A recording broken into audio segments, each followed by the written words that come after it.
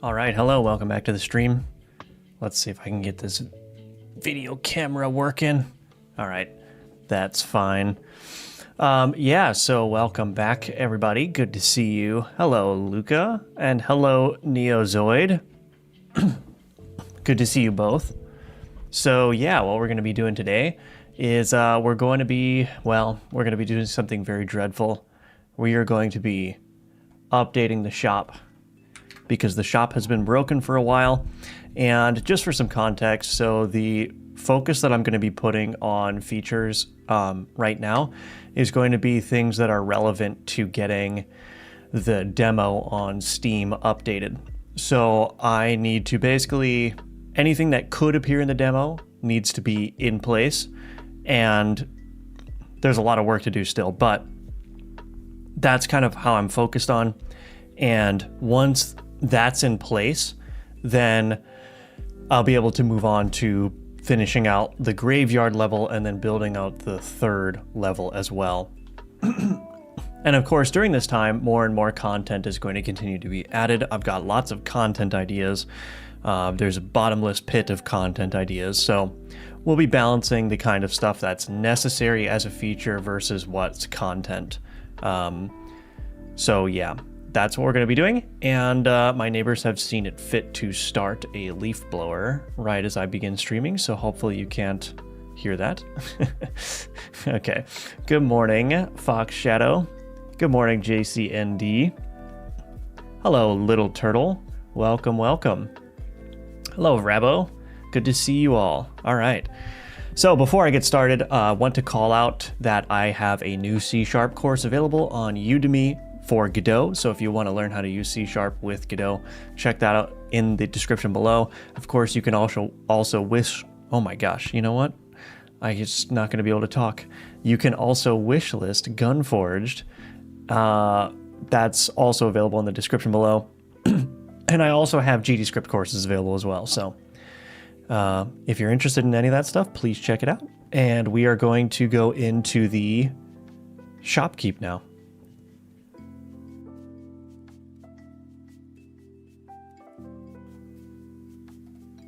Hello, that guy over there. I don't know what I'm allowed to say without YouTube demonetizing my video, so I'm just going to say that guy over there for your name. Good morning, Marcos. Good morning, or hello, Charles. Welcome, welcome. Cool. All right. So this shop is going to be a little bit tricky. There's going to probably be quite a bit of refactoring that needs to be done. So we've got this shop UI here, which is very, very outdated and is probably going to be completely destroyed. So I need to figure out what I'm going to do. I think I'm going to model it after the Gunforge UI to some extent. So there will be parts here and there will be just parts and runes available again. And there's going to be broad overlap between this Gunforge screen and the shop screen. So I'm kind of, I don't know if I'm going to be able to effectively merge these things or not.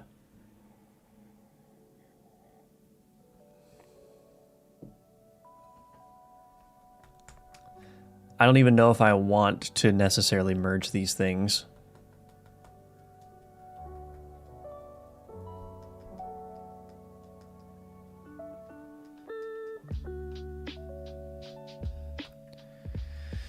I might just duplicate large chunks of functionality, but the layout's going to be relatively the same. So I want to have like a shop grid here, and I might even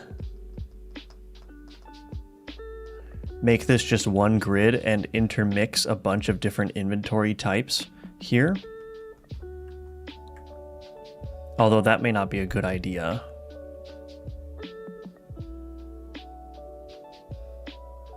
Because I want the shop to sell health, I want the shop to sell runes, I want the shop to sell gun parts. But all of those things are going to behave differently with respect to how the mouse functions.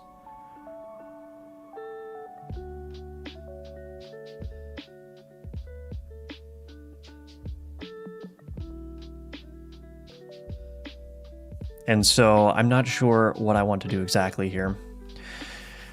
I think I'll start with trying to merge all of these things into a single grid and then just change their behaviors based on what the type of the grid item is. I think that's going to be all right, but what's the most important info to show? Basically everything. I need to be able to show both guns, how the gun parts are going to affect the stats, and what the shop inventory is, as well as player current gold, player current health. So I think I'm just going to go ahead and let's see. What do we got currently going on here in the shop UI? I wonder if I should... This is going to be a monumental effort. This is going to be an effort on par with redoing the Gunforge UI.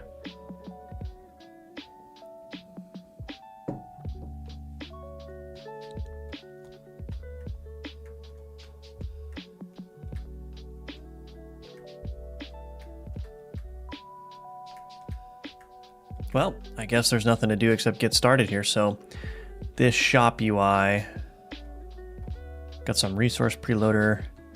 So here's what I'm going to do. Yeah, I think here, yeah, this is what I'm going to do here. Goodbye. And then for the script, I'm basically just going to completely destroy the script. We are starting over. Select ingot effect. I don't think I need that, so we're going to get rid of that. Okay. We're gutting this thing and we're going to start over. And I'm not even going to pay attention to what all was here before. There's going to be some errors somewhere. Yeah, there's no set items anymore, so this all needs to go away. Just so that it will compile. Oh, There's also no gun part shop items, so we'll just go ahead and get rid of that. Yeah, I think pretty much all of this is just gonna be gone. You know what? I might as well just comment all of this out.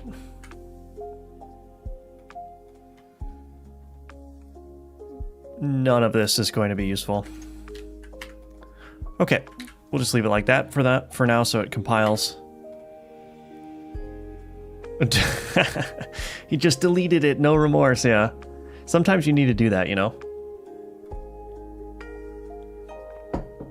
So it's as if this shop UI is being rebuilt from scratch. So what I'm gonna do is, I'm gonna create an HBox container, and then underneath that, we're gonna do a VBox container.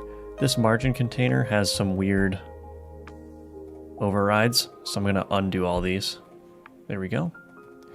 Okay, so we got the HBox container, VBox container. Let's go ahead and add a panel container. And we will just go ahead and change this to an ingot panel container. We'll change that to an ingot panel container. And then we'll go ahead and add a label. We'll just call this shop. Center that. Theme.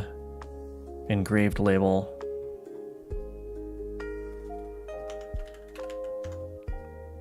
Okay, then we add another panel container. And this one is going to also have the ingot panel container style. And this is going to be the inventory panel container. We're going to start by adding everything to the same grid, I guess, or...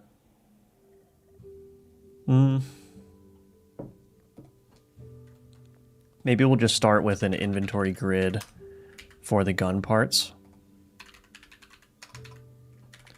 So we'll add some gun part inventory button here. This inventory grid, yeah, 3 columns. So we'll start it like that, and then maybe we'll just do a bunch of these. So we can do like a rune panel container here. And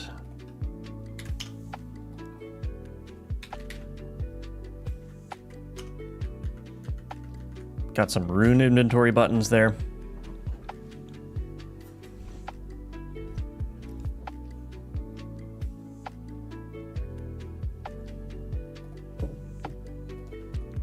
And then we'll probably want a third one, which is not necessarily going to have... well, I don't know. I don't know what it's going to be, but I'm just going to look for the health globe and just put that there. And just kind of like... I'll align this up. So we've got weapon parts, we've got runes, and we've got miscellaneous items like health and whatnot. Now, I don't even know if that's necessary. It might be too complicated to make this an inventory item. So I wonder if I should just have like a button. Maybe just a button instead that's like heal 1 or something like that.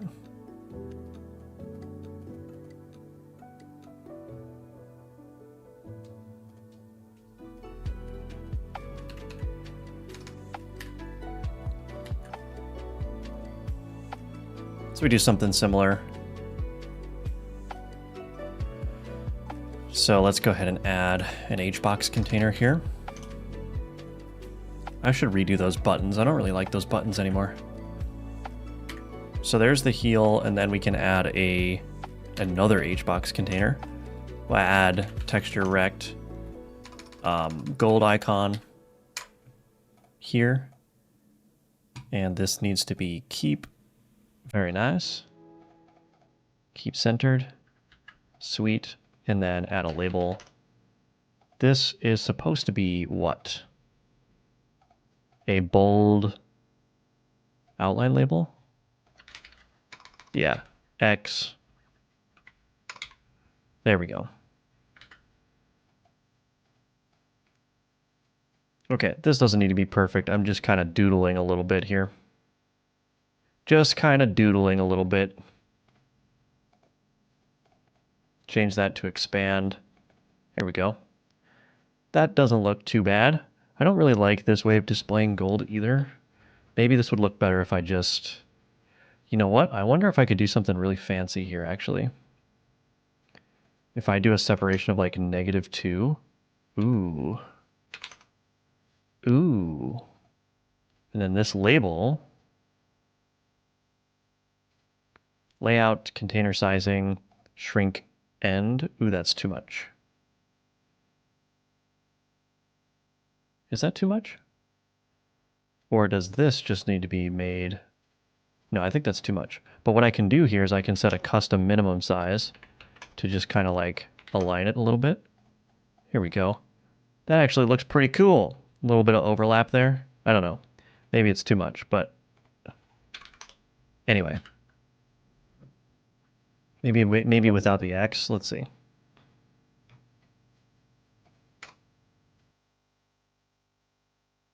Yeah, that doesn't look too shabby. Well, we'll give it a shot. We'll see what it looks like in game. Doesn't look too shabby at all, though. Hello, Rin. Welcome back. Good to see you. Hello, Dev Ghost. Good to see you as well.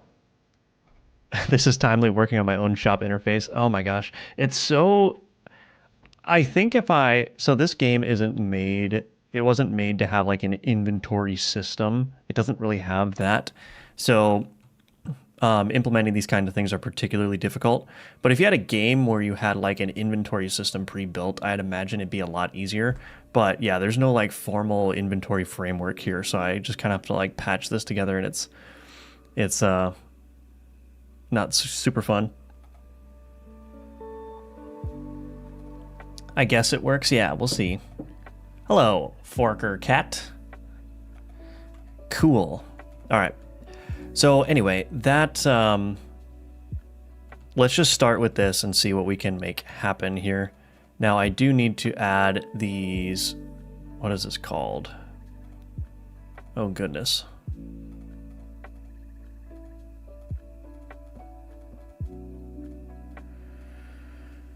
Now I want to... I probably shouldn't show the runes or make the runes really... Well...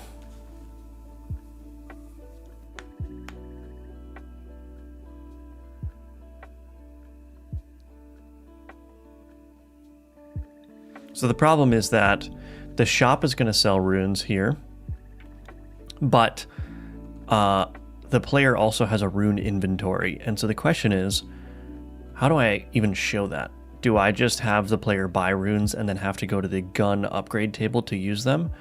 Or what, you know?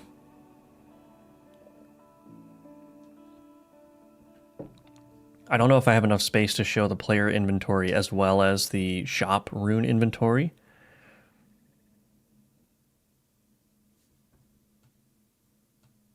I probably don't have enough room for that. That's the thing. That's the thing. Let's get those other things in place here. So the left gun container. Yeah, let's just straight up copy this. Left gun container. And then we'll copy the right gun container. Oops. There we go. So we're going to end up with something very similar to the Gunforge UI here. Except this is the shop UI. So yeah, I mean, the tricky thing is like, if I'm going to allow the player to be able to swap around their runes at the shop screen, then I need a place for the player rune inventory to be shown, but I don't have room on the screen for that. So I wonder if I should just have the player have to go and swap out their runes at the table. The Globin fantasy style game. Yeah, have you seen it? We're gonna get it. We're gonna get to it eventually.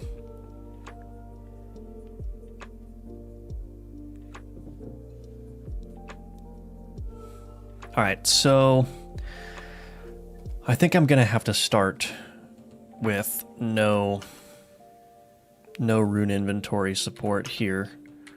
Buying a rune is just gonna add it to your rune inventory.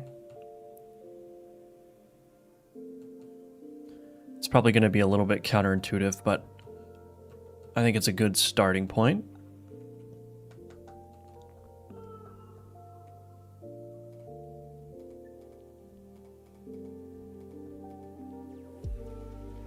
So now I need to basically copy this gun part inventory and rune inventory stuff.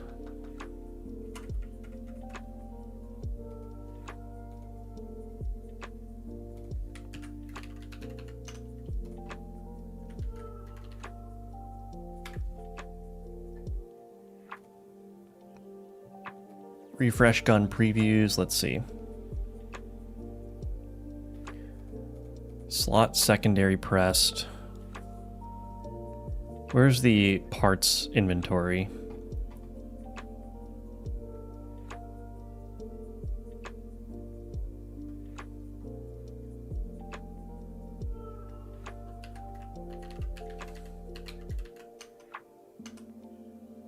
Oh, here, set part options. Okay, so it's creating this button, on gun part button entered. So we basically need all of this stuff. Refresh affix inventory. I don't think I need to do that. Refresh gun previews. Yeah, so I'm going to end up copying a lot of stuff. Do I want to do that? Let's see. Yeah, I just don't know. It's probably just going to be cleaner to copy a lot of this code than try to merge it.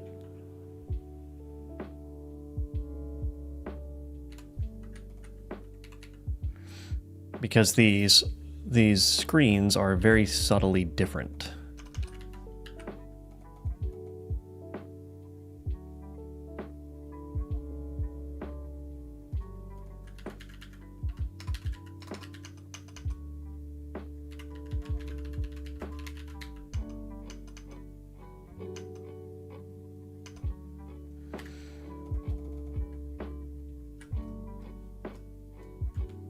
I don't think I need to do this available part resources. So maybe I can just skip that.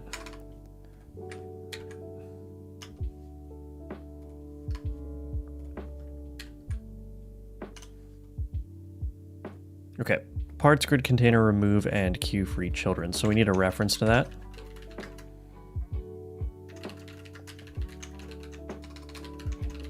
I think I accidentally deleted my notification method here. So let's go ahead and just add that back so that we can get that wire nodes call in place. For var resource in part resources, gun part inventory button.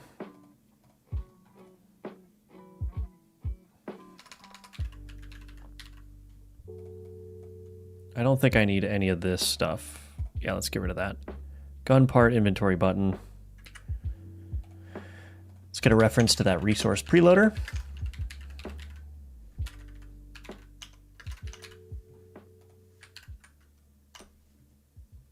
Okay. Update part upgrade indicators. Yeah, we need to copy that over. We don't need refresh affix inventory. We probably do need a private int selected part index. Set that to -1 by default. Refresh gun previews. Okay, let's copy that over. Refresh gun previews. Let's just get all this stuff in place.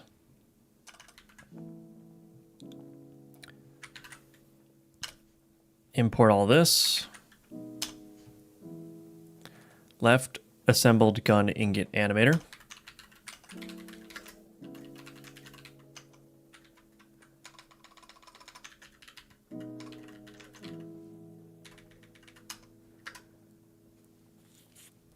Left assembled gun ingot animator.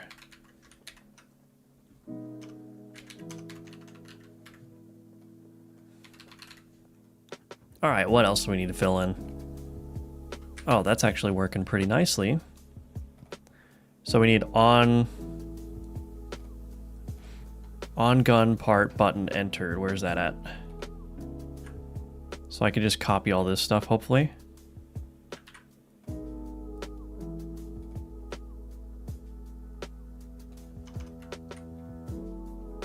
Okay. Slowly but surely.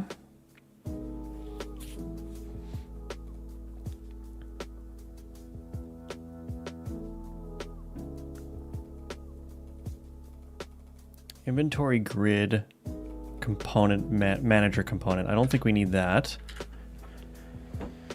Equip gun part. Let's bring that over. Equip gun part. What is going on here? Equip gun part. There we go. Okay, so this is the behemoth method. I'm sure I can probably... Yeah, I can get rid of that stuff. I don't need that.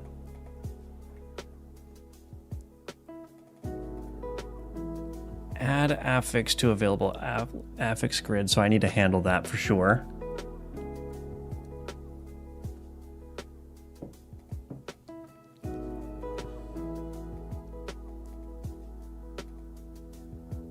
Probably don't need that. Part removed. I probably don't need that. Okay.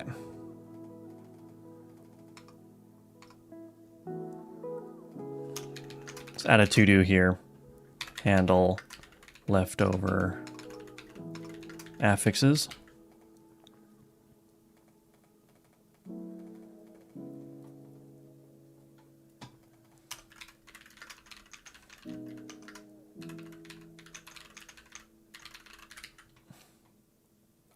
Okay, so this part tooltip,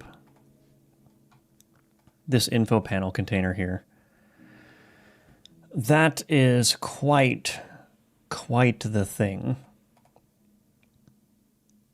So I think it would probably make sense to save this as a scene. So I'm going to rename this. I'm going to rename this to...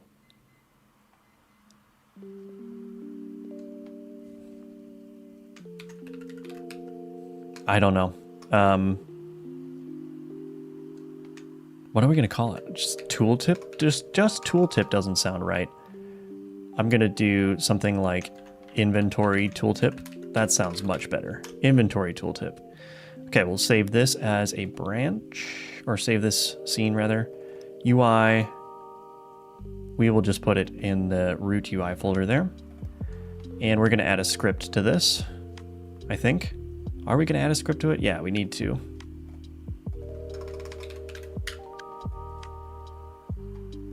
Game.ui. So, let's comment that.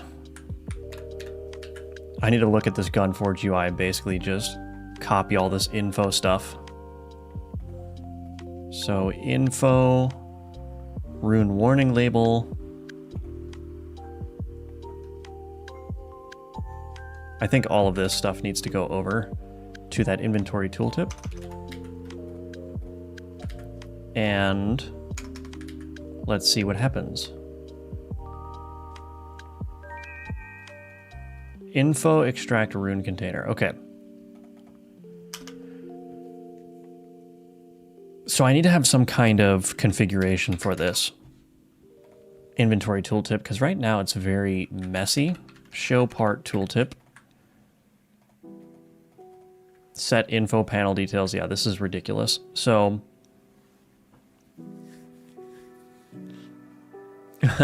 this is so unbelievably messy. So we've just got a ton of arguments in here, many of which I don't even know what they're going to do.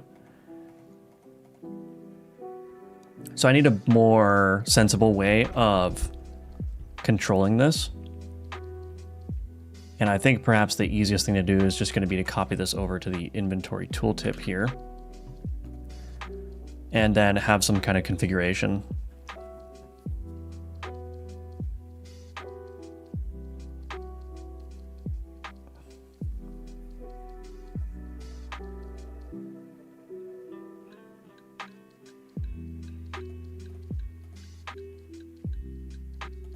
is affix title description. Why don't I not have the info title label? Oh, here we go.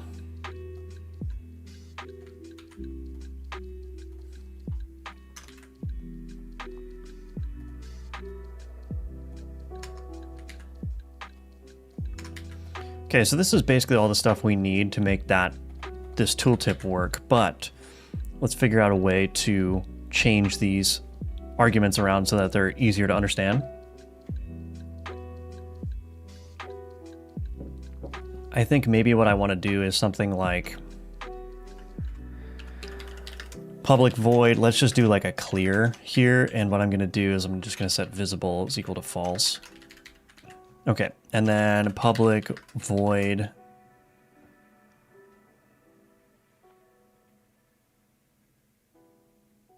set is affix. And in here, what we're going to do is we're going to take this out.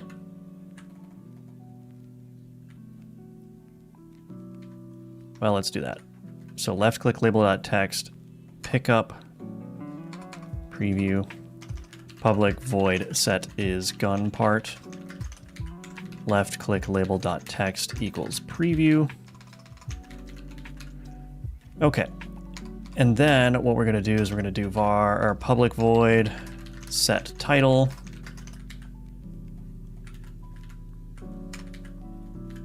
string title, info description label. So we're going to do set description.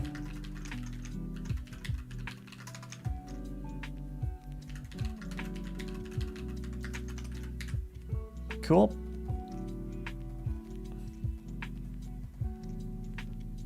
And then I guess we'll just copy this over as well. So we'll hide it if it's empty. Public void show visible equals true. And show affix alternate. So info standard, what does show affix alternate mean? Info cell container, info standard modified.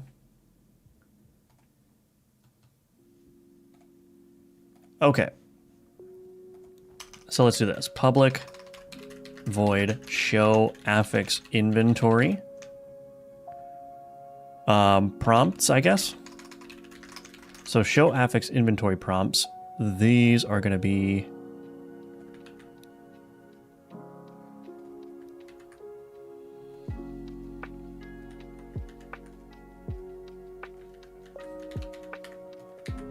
if I do clear, I think what I'll do when I do clear is I'll set this all to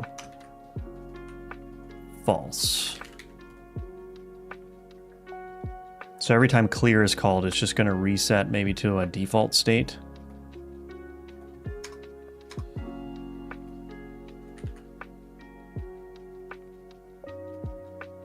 Wait, did I do that wrong?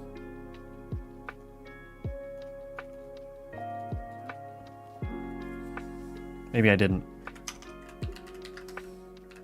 Show affix slotted prompts. Info alternate equipped container. What does that mean? Info alternate equipped container. Oh, remove. Okay. Show affix slotted prompts is equal to true. This is going to be false. Set it to false up here. Info alternate equip container. Okay. Info extract rune container dot visible.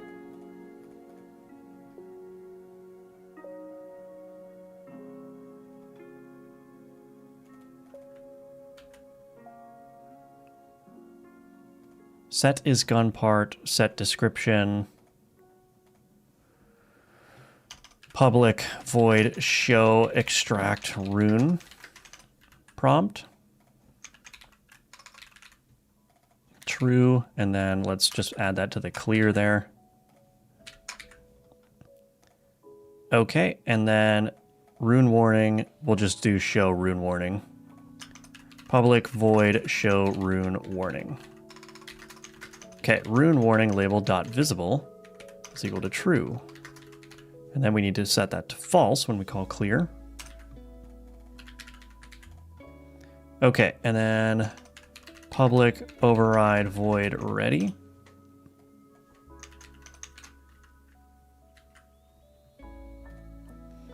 Good morning, Pocket Pixie. Welcome back to the stream. Good to see you.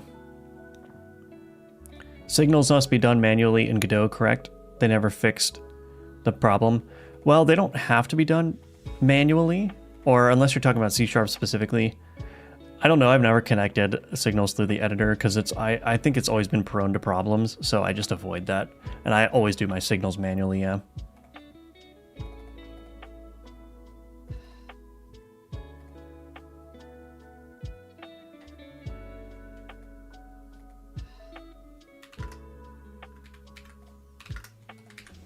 One second.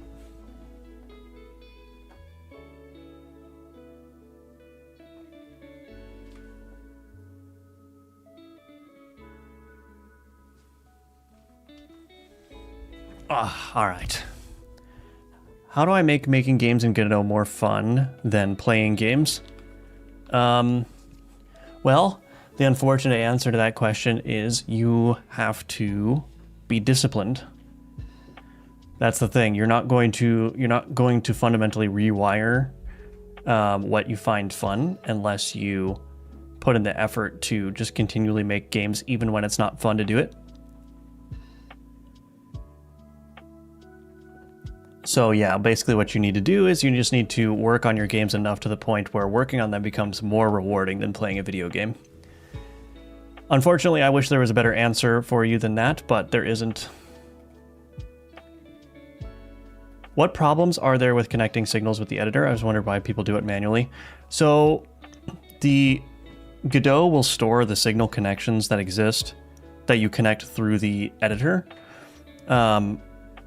It stores those signal connections in the scene file itself, the .tscn file, which means that if you edit your script or you remove something or you rename one of the signal methods or whatever, that can actually break. It can actually create mismatched data between your script and your scene file. But also, I've seen cases like with my students on Udemy, there have been cases where there are like phantom signal connections that are still in the scene file that aren't referenced in script anywhere, and it causes all kinds of issues.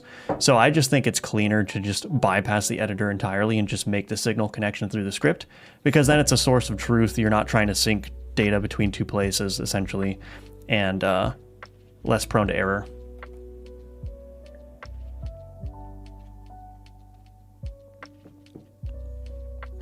Okay, so let's see. So I've got this inventory tooltip now. I'm gonna have to do a lot of refactoring here.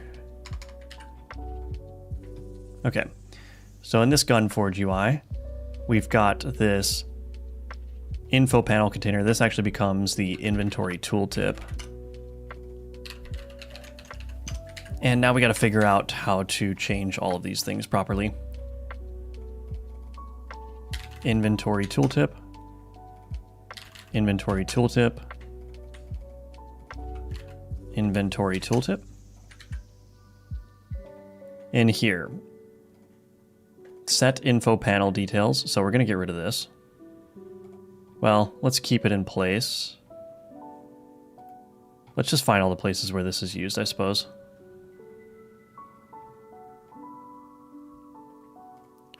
So, inventory tooltip dot set title part dot display name inventory tooltip dot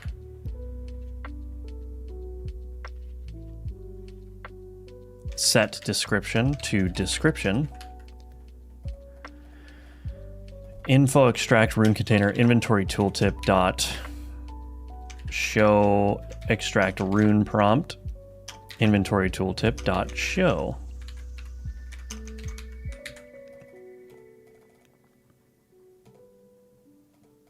Oh, and actually this needs to be if part.affix does not count as greater than 0, then show extract rune prompt. I'm sure I'm going to have a lot of issues here, but inventory tooltip dot clear. Okay. where else are we calling this? Down here. Inventory slot dot, or not inventory slot, inventory tooltip dot clear.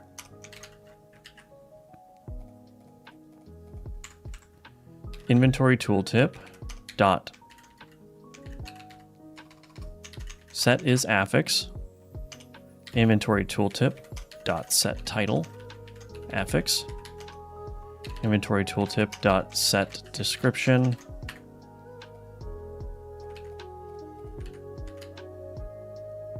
Was that third argument?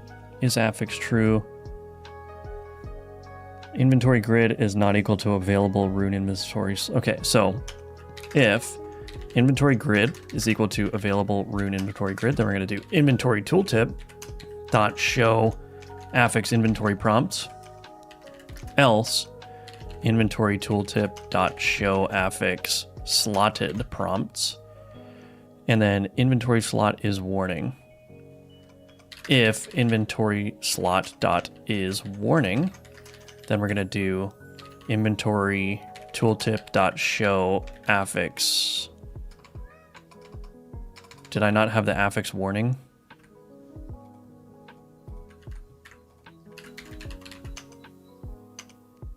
Show rune warning. Oh, I should call this affix, I guess. Show affix warning. And then we can get rid of that. Inventory tooltip dot clear. And then we can get rid of this. This doesn't need to be in place anymore. Okay. I'm sure that's going to be broken in any number of ways, but we will let it go for now. And then I need to get a reference to inventory tooltip.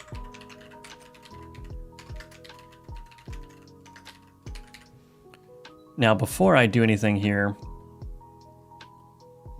let's just comment these out. Let's just see if I can get this building, because I need to test now. I need to test that Gunforge UI to make sure it still works. It's probably not going to, but shop item.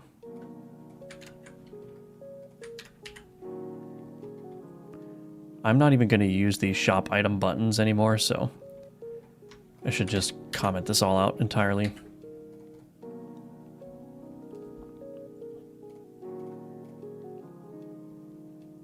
Shop item ingot. I don't even know what this is. We're deleting a lot of code here.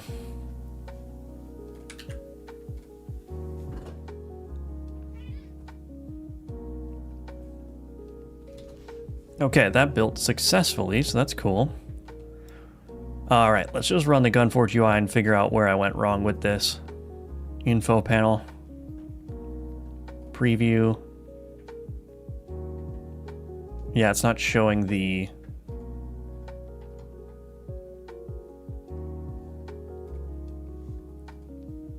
It's not showing the equip to left gun and equip to right gun. So info standard equip, info alternate equip.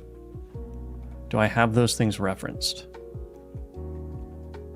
Info standard equip, yeah. So these, info standard equip,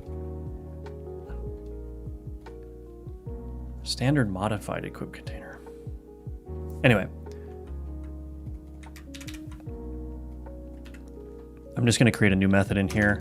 Public void show gun part prompts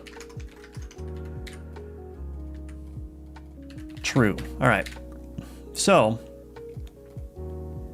now we've got the show gun part prompts in place, so I can go to my Gunforge UI and on inventory slot, mouse entered, that's affix. On gun part, button entered. Show part tooltip. Inventory tooltip dot show gun part prompts here.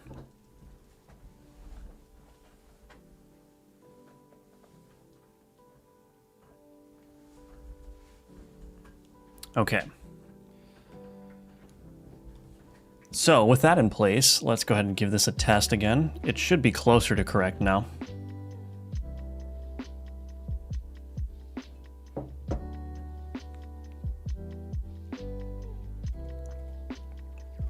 Interesting. Oh, I ran the wrong script.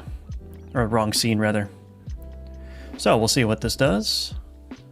Equip to left gun, I still don't have... Oh, did I do the wrong one? Info standard modified equip container. Okay.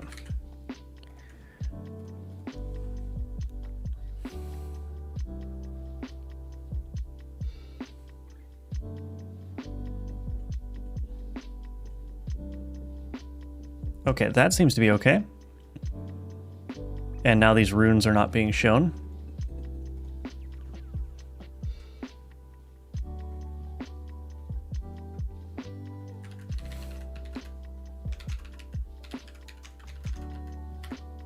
I don't think I called show here.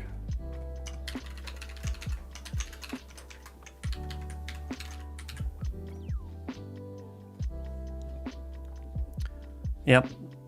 UI work is absolutely stunningly entertaining. Equip to left gun, equip to right gun. Control to sell. That sounds right to me.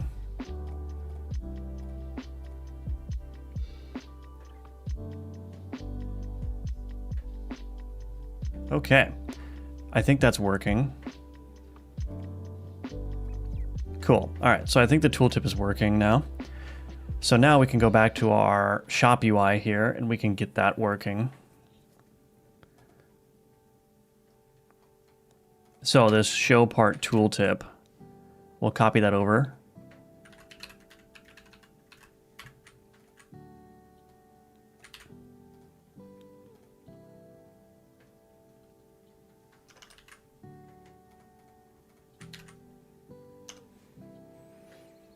So that should work. And then we need to generate some test data, really, to make sure that this is going to work. Let's copy over the update part upgrade indicators.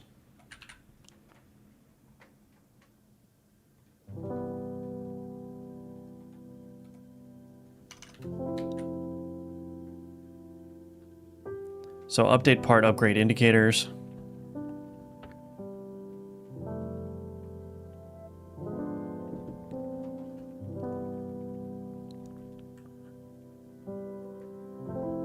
Where is that called? Here. It's going to be called here. Okay, let's get some test data going now so I can actually start working with some stuff. So,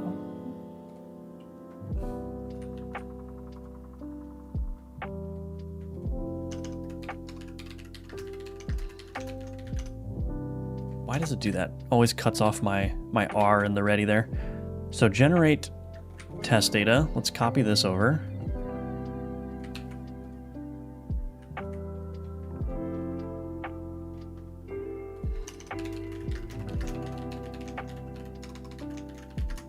Wait, I think I just copied the entire, yeah. Okay, now we gotta call update test data.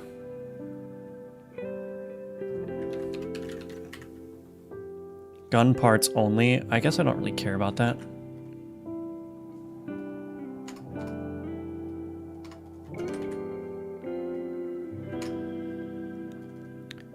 Test gun generation. Gun registry.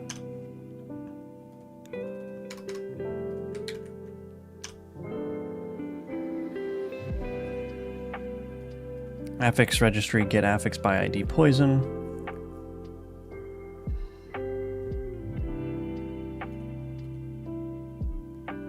Initialize available affix grid. That's going to be a little bit different. Right, well, I'll just leave that commented.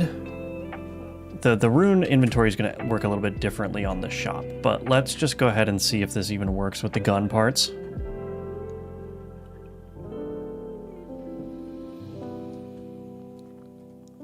Okay, it doesn't appear to be working. Parts, grid container, and inventory tooltip are missing, so let's go ahead and add instantiate child scene, inventory tooltip.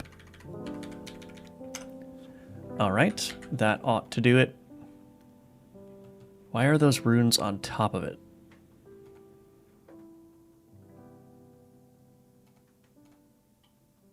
Do I need to change the Z index? No.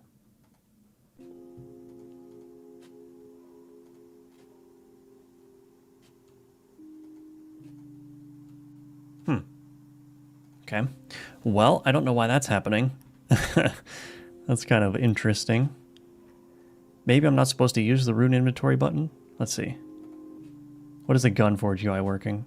Or using? Rune inventory button. Okay. Well, it's the same, so maybe we'll just have to see if that's a problem inside the game. So we got the inventory tooltip, but now we need the parts grid container.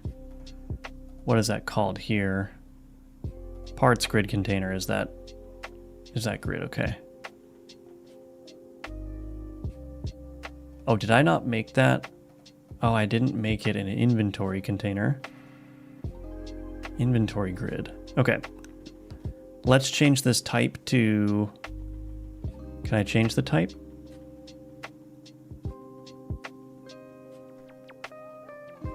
I think I can just do make local, and then I can remove the script, and then I can change the type. Okay, just change it to a plain old grid container. I guess it was already a grid container, but parts grid container. Okay, now let's give it a shot.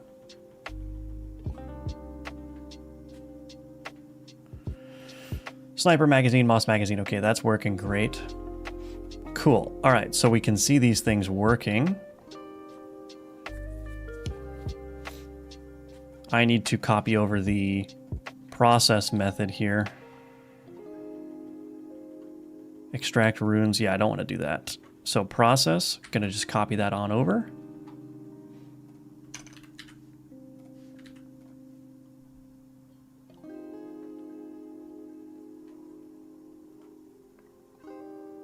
Yeah, that's so weird. Why is that happening here?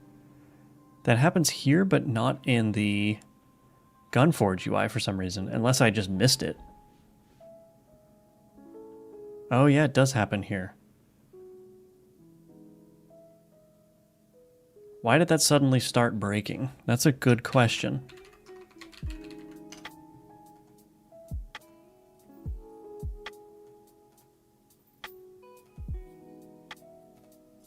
This has a Z index of 1. I don't know why that's the case, so I'll just undo that.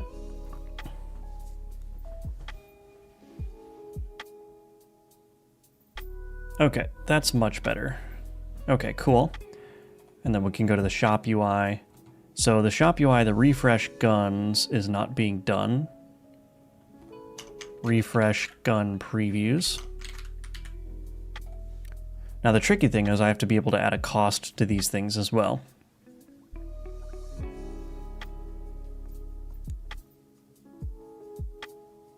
All right. Apparently it didn't like that.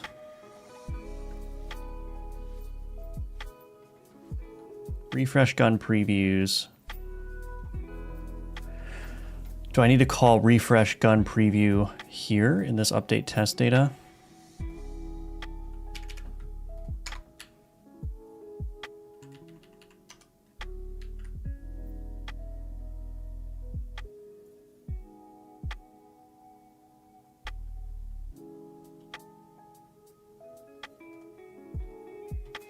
Where's refresh gun? It's called right here, so that should be fine.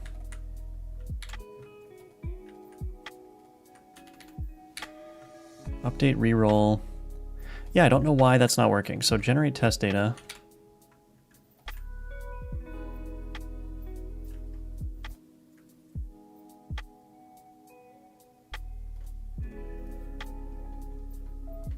This should be working here, this refresh gun previews, because the player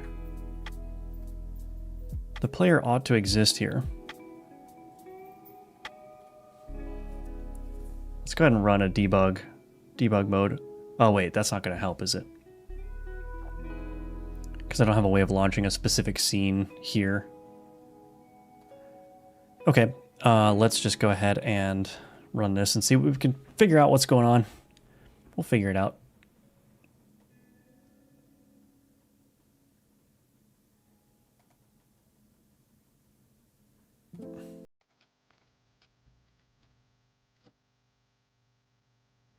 Yeah, it's not picking up the player's weapons for some reason.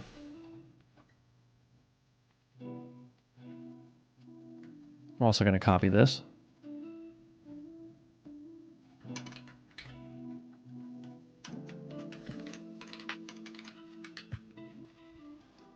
Generate test data. Well, let's go ahead and see if the player is even being properly added. I'm sure it is, but it would be odd. So if I do remote, shop UI, players here, gun manager is here. So,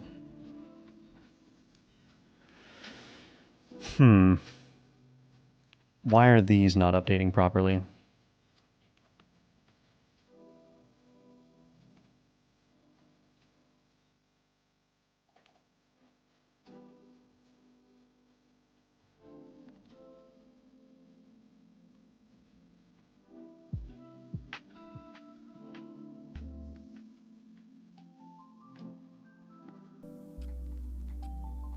Refresh gun previews.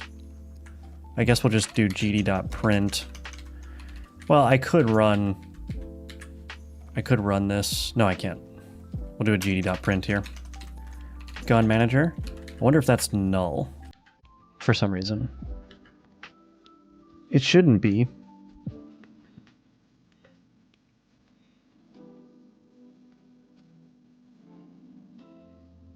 Yeah, it's not null.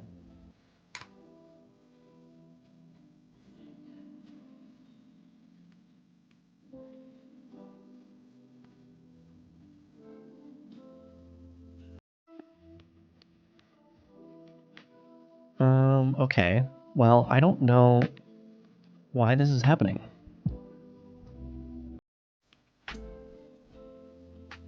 What happens if I do this?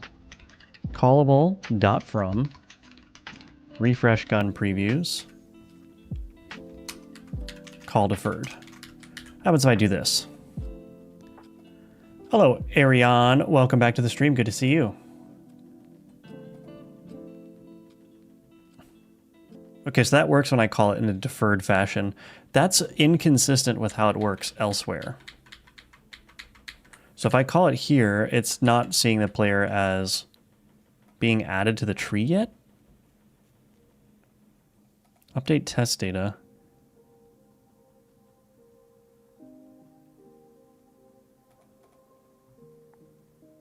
Yeah, this should automatically just... This should work.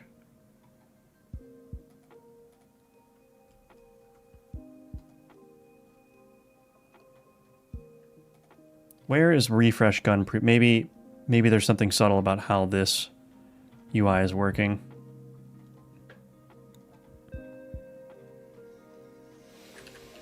Refresh gun previews.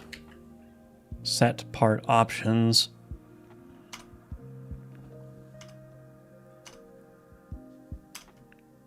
Yeah, that's only being called in the ready method, so I'm not entirely sure why there's a differentiation here.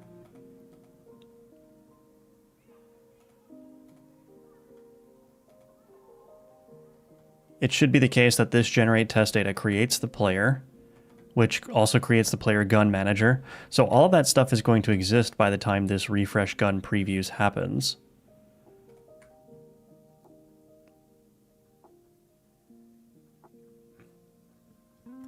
Unless for some reason the gun parts have not been added yet.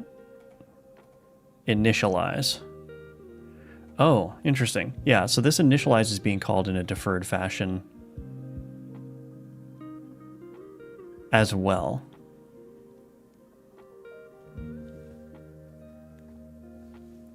So that's probably what's happening. This initialize is happening.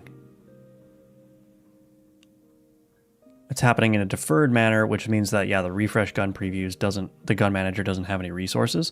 So why is that happening? I don't know why that's happening. And it's not happening in the Gunforge UI for some reason, probably because it's probably just being called again somewhere that I'm not aware of. Although I looked at all the instances where this is being called, and I don't really see how it could be called again.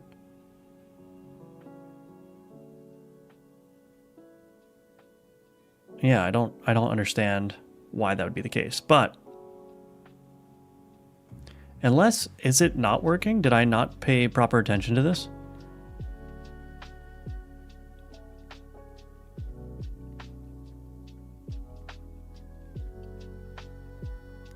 Okay, that's even stranger. It's working for the left gun, but not for the right gun.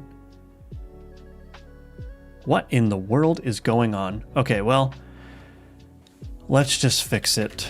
Callable.from, refresh gun previews, call deferred.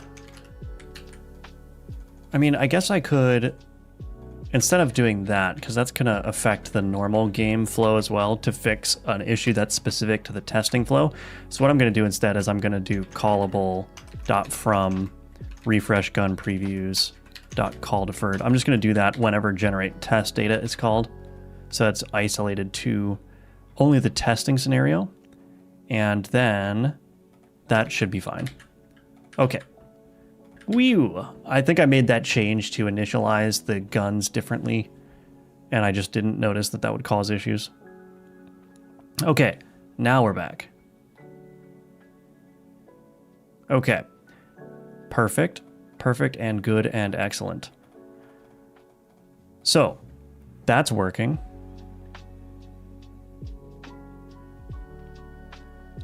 Hello, Code Star. I'm curious as to why you use Godot signals in some places and C# events in others. Well, the C# events that you see me use, those are just the event style signal connection. Those are still connecting to Godot signals under the hood. It's just kind of like it's utilizing this sort of C# event syntax to do it. But that method of doing it has an issue where I can't remember how to phrase it. If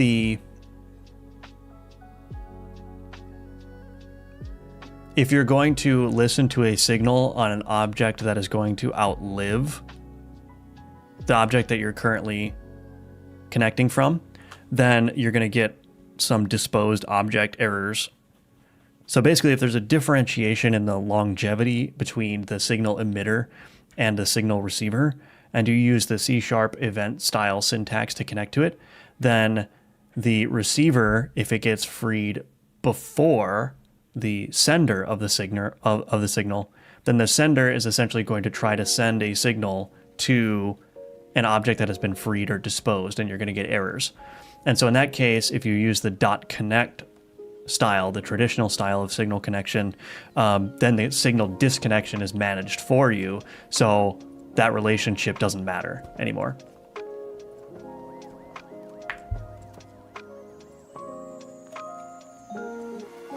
Hello, Rin. Interesting that you would say that, because that is the cost to heal. That's not the total gold. That is the cost to heal. The gold total for the player does not exist anywhere yet on this screen. But that's good for calling that out. Thank you.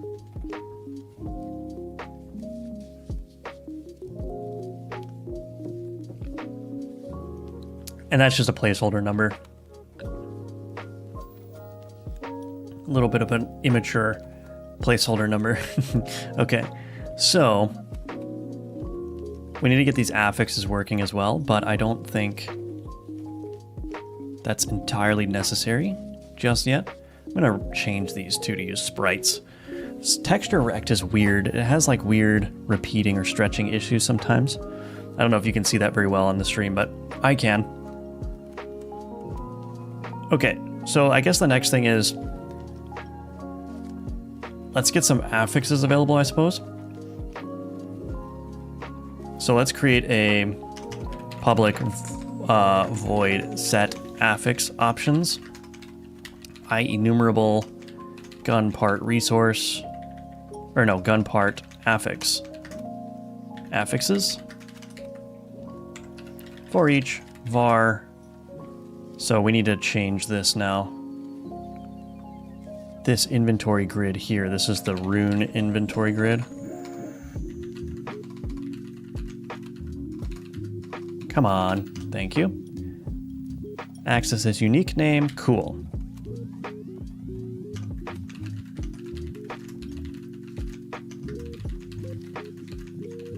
Rune inventory grid. What was I doing? Oh yeah. Rune inventory grid dot remove and queue free children. Cool. So for each var affix in rune inventory grid, or no, in affixes, var item is equal to resource preloader dot instance scene or null rune inventory button. So we'll do, yeah, we'll just call it button, I guess. Button dot set affix.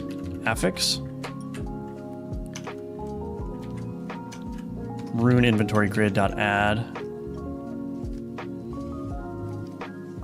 affix to next empty slot.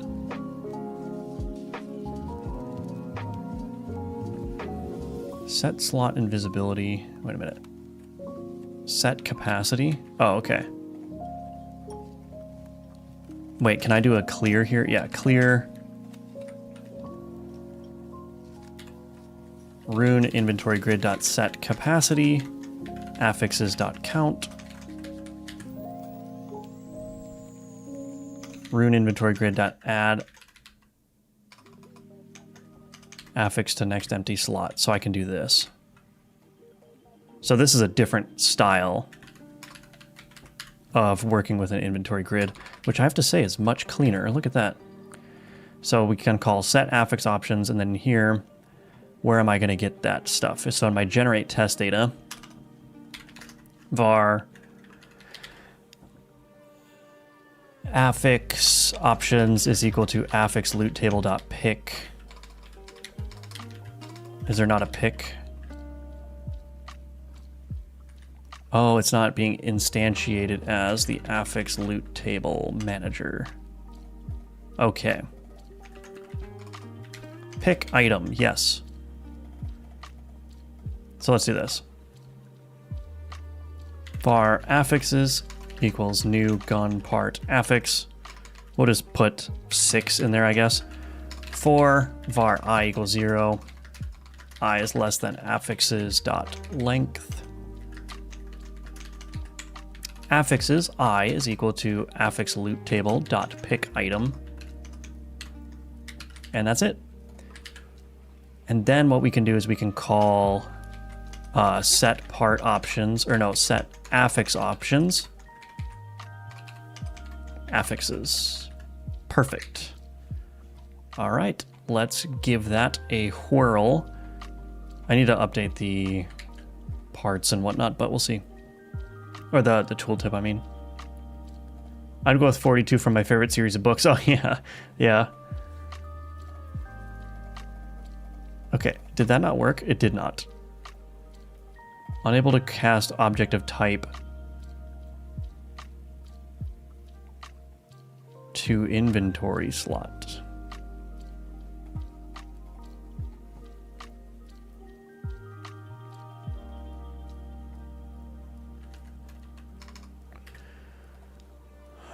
Shop UI 91.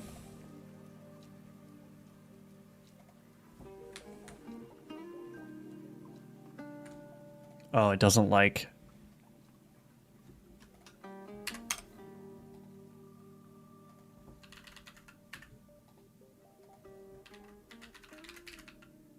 Oh, it's not supposed to be. Right. Okay.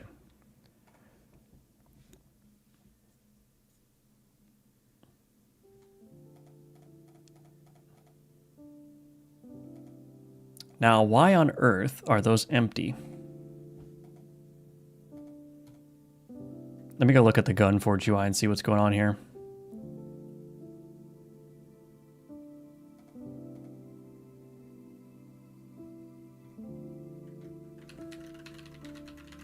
Left inventory grid.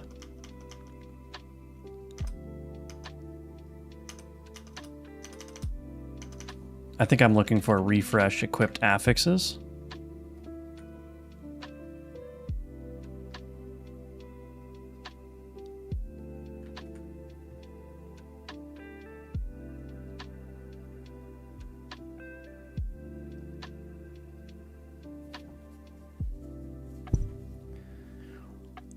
Something's very wrong here.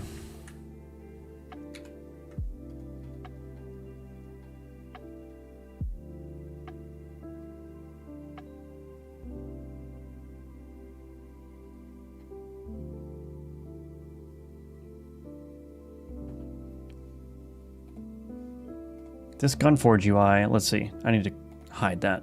This inventory grid. So this is just called inventory grid.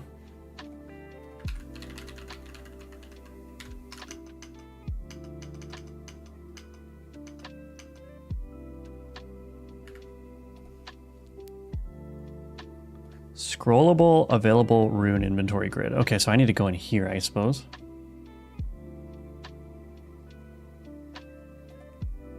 What even is this?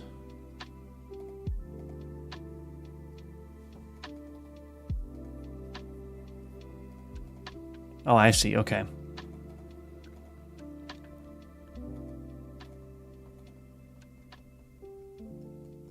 Available rune inventory grid. Gotcha.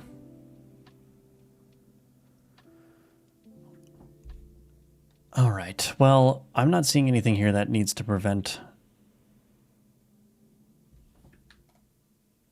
these things from being visible. That's so weird. Rune inventory manager. Get affixes. So if I'm calling set capacity, add affix to the next empty slot. Is there something else I need to be calling here? I think this should just work. I don't know why it's set slot invisibility. Is this ever being called anywhere?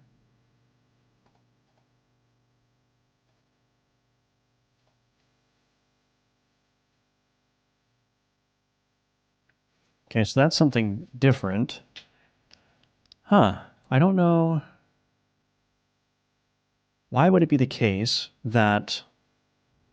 Oh, you know what? Maybe... Oh, maybe the affixes are just empty. That could be the case. So in my generate test data, that's probably what the case is, actually. So update test data. So maybe I'll just do this. Update test data. Oh, I am getting the affix options here. Right.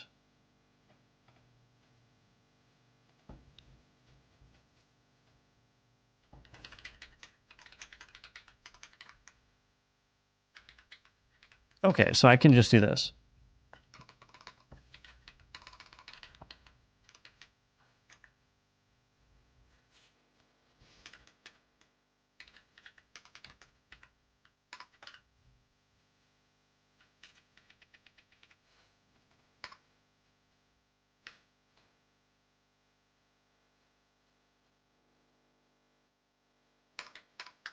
Rune inventory grid.add affix to next empty slot.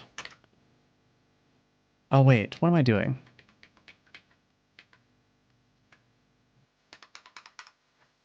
Set affix options, affix options. There we go. Because I already have a method for doing that. Okay. Okay. So let's now see if that works. I think it was maybe just not initialized properly.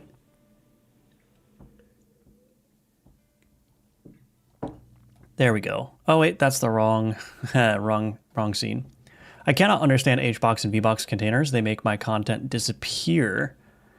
Well, they may be shrinking to be zero sized, but I can't. You might have to play with the container size flags to get those to work properly. So child being added. Yeah, I think it was just, I think the affix registry was just not being initialized immediately upon being added to the tree. So I just had to update this in a deferred fashion, but that's, I think we're good now. But I still need to show the tooltip for these things. And also, there's actually going to be a different, like a little bit of a different style here because I'm not going to be able to add runes directly. So it's just going to have to be like a right click to purchase kind of thing. These ones are going to be, you can equip them immediately, but they're going to cost some money. So yeah, I think, yeah, lots of stuff to do, but we're going to get through it. Okay, I need a quick, just 1 or 2 minute break here, but while I'm on the break, I would encourage you all, if you want to support my work, check out the links in the description below. I've got a number of Udemy courses you can check out if you want to learn Godot, most recent being a Godot C# course. So give those a look if you are so inclined while I'm on my little break, and I'll be back in 2 minutes and we'll continue working on the shop interface.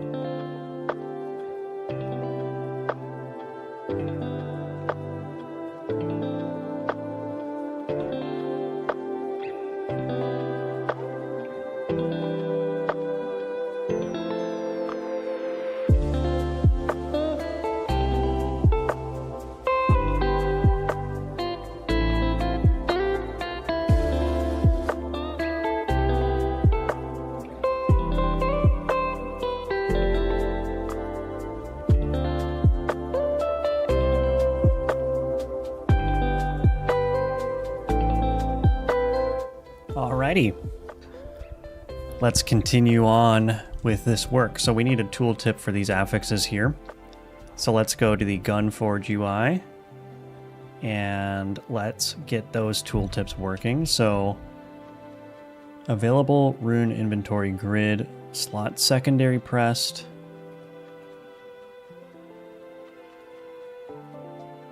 Inventory updated. Inventory slot mouse entered. Let's copy these ones.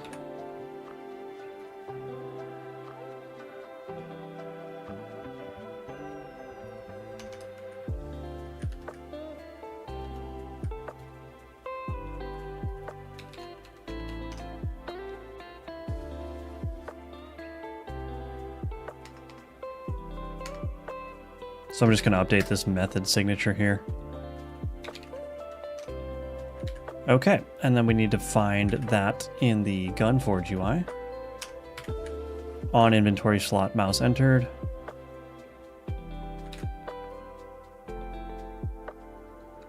Just put these at the end here. On inventory slot mouse entered. So this available rune inventory grid, so that actually this just needs to go away. And this inventory slot,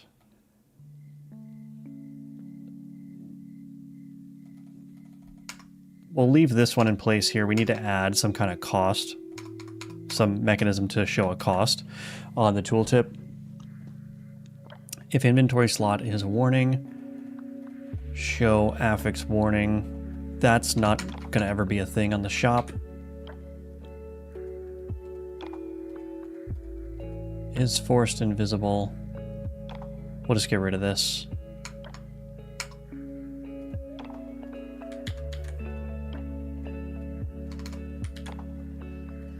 Okay, I think that should be it to get that working.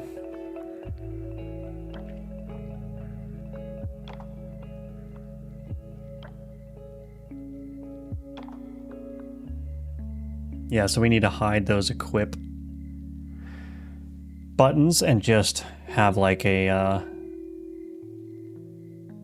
purchase icon.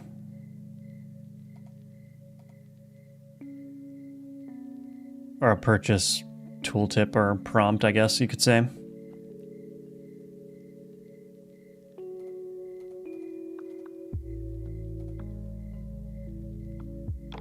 Okay, but that's looking all right. So now we actually need to get this functional. So I think I need to listen to that on secondary pressed. So available rune inventory grid slot secondary pressed. I don't know why that one is using the signal connection, the traditional signal connection, but we'll roll with it. Slot secondary pressed.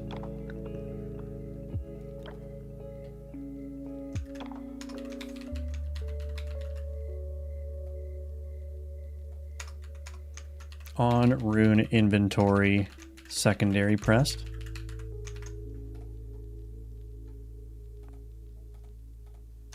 Private void on rune inventory secondary pressed. Is this taking in now an index? I think so.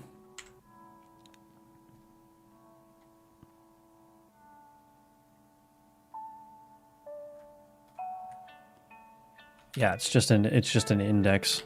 So we'll pass in an int. Okay. So this, we're going to say var affix is equal to rune inventory grid dot get affix at slot index. We need to have some kind of way of storing the cost, but we will worry about that in a second. What we're most interested in is doing this dot get player or get affix rune inventory manager dot add affix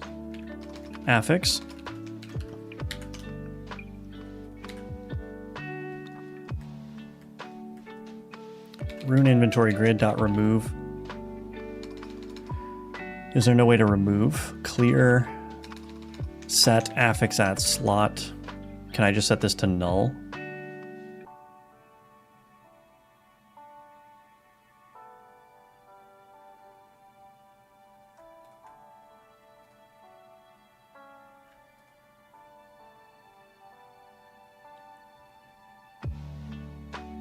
I think I can just set it to null.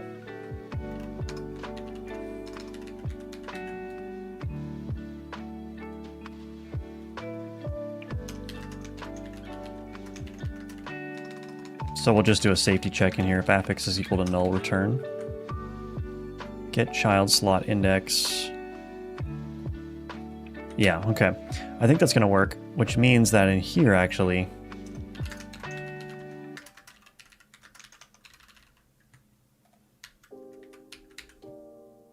okay, cool. And then here, we also need to do this dot get player gold manager dot take gold. I don't know. We'll just say 5 for now, but we want to change that dynamically. We're going to assign a random price to each of the affixes. But again, one thing at a time.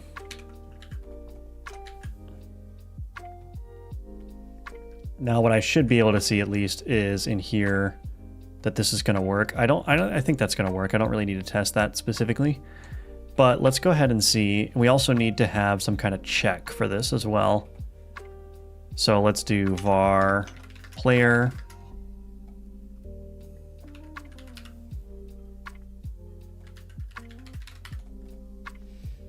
So if affix is equal to null, or if player dot has current gold manager, current gold is less than or equal to, or greater than or equal to 5. No, we want to do less than. Yeah, less than. Then we're just going to return. And again, that number is going to change. And I'm adding 100 gold here. We're not currently showing the gold on the screen at all yet, but we'll add that in a second. So I can purchase that, purchase that, purchase that, purchase that, purchase that. And I have no way of verifying for sure that that went to my affix inventory, but I think it did. So what we probably want to do is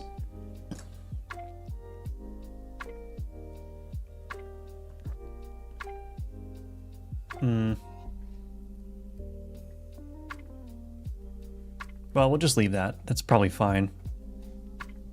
Oops.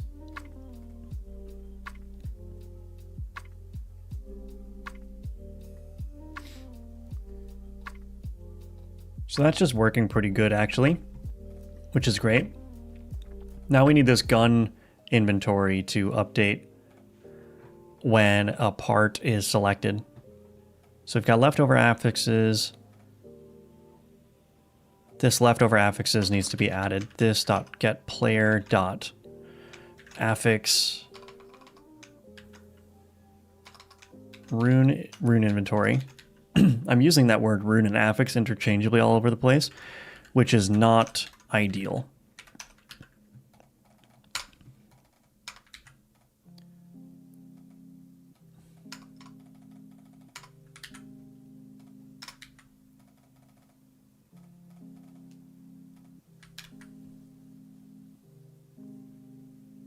I see. So I do need to filter this out, actually. New list.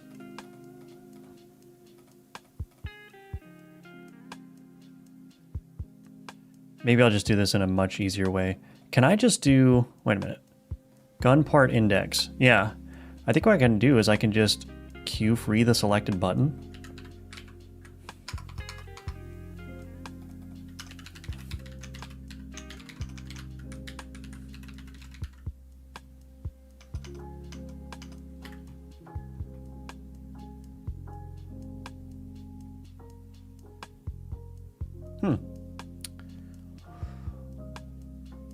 Is that going to work?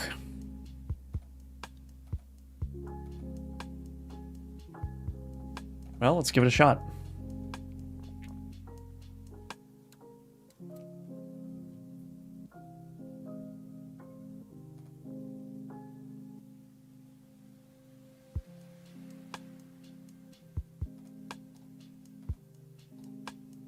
Well, that seems to be working. Now, the only tricky thing here is that there is no parts inventory, so basically the action that you do here is destructive. You're not going to get the part that you removed back, which is probably okay, but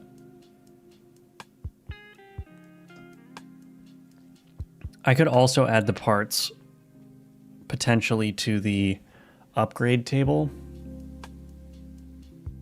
so that you can go and reclaim them. That might be something that I do, but I'm not going to do it yet.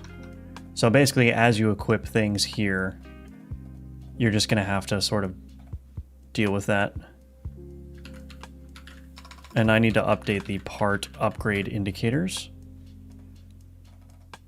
Right, so update part upgrade indicators needs to happen here as well. So as you're changing your gun, those indicators are also being updated.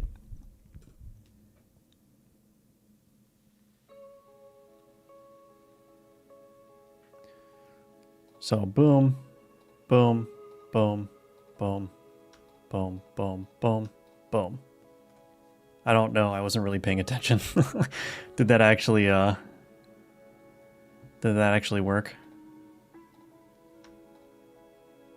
Yeah, I think the things are being updated, right?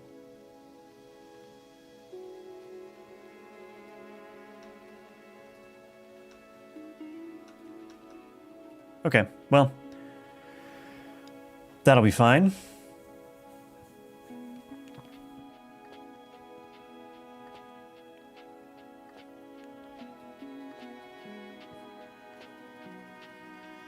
Cool. I mean, we could leave the gun parts slots empty as well, maybe.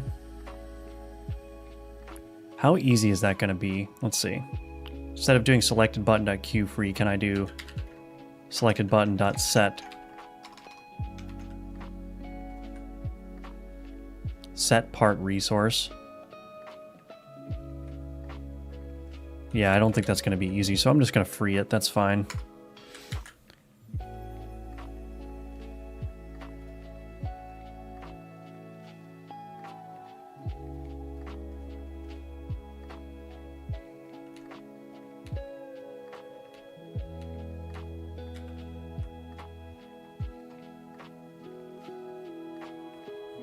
Yeah. One thing that I want to do is I want to hide that part inventory grid when all the parts get freed. So the selected button here. Oh, I need to put that back. So let's just do parts grid container dot remove child selected button dot queue free. And the reason why I'm doing that is because when I go to update part upgrade indicators, I'm going to say parts grid container dot visible is equal to parts grid container dot get children is greater, or get child count, I suppose, is greater than 0. So when it hits 0, it's just going to be set to invisible automatically. So let's just verify that that works real quick.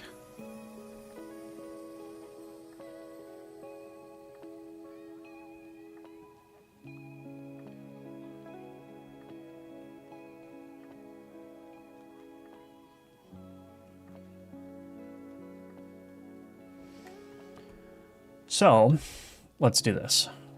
Equip all these things. That did not work because I'm actually changing the visibility of the wrong thing. This inventory panel container is what needs to be changed. Yeah.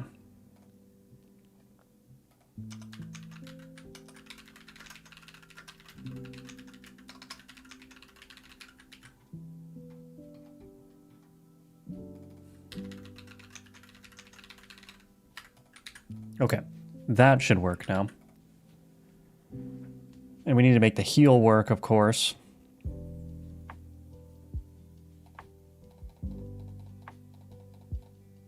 Sweet. Okay, that worked perfectly. These can remain empty, I suppose.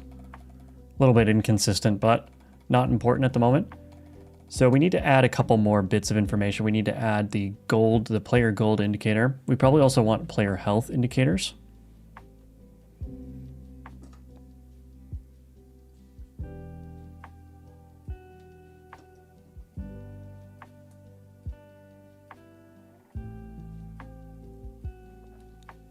So, yeah, let's figure this out.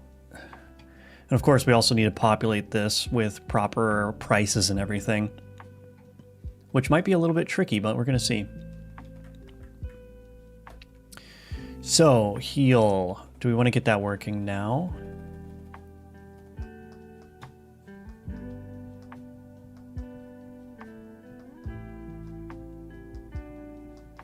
Let's commit what I have.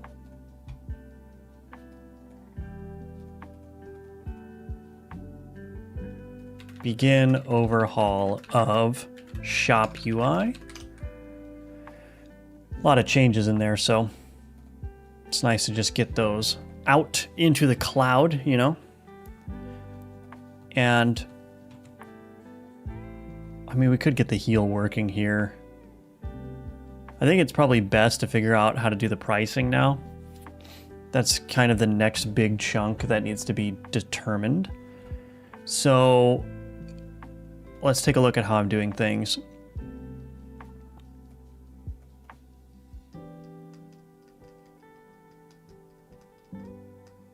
So I'm passing in just an enumerable of part resources here. and an IEnumerable of affixes. And I think that all I need to do really is just pass in some randomized prices for it.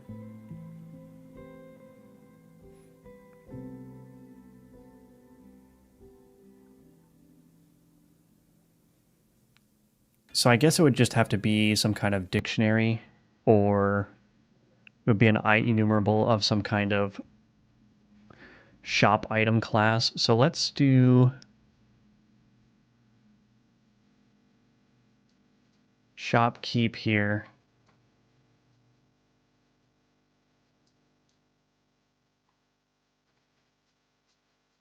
Did my shop UI used to have a shop? Where was the shop item stored? Health shop item.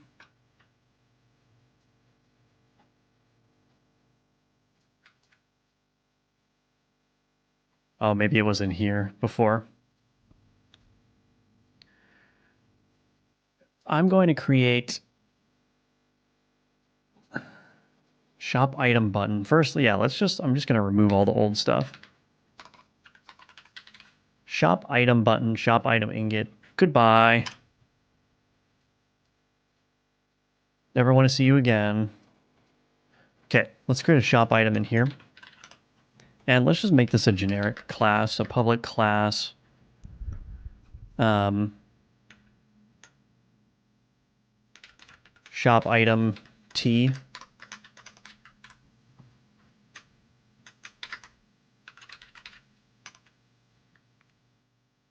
Int cost.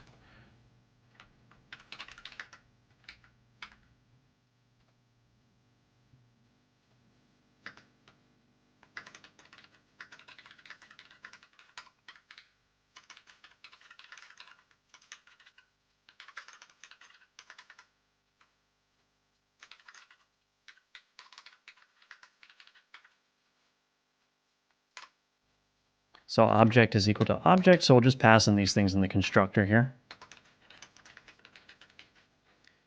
All right, that should work. What does it want me to do here? Oh, I need to do a namespace. Come on.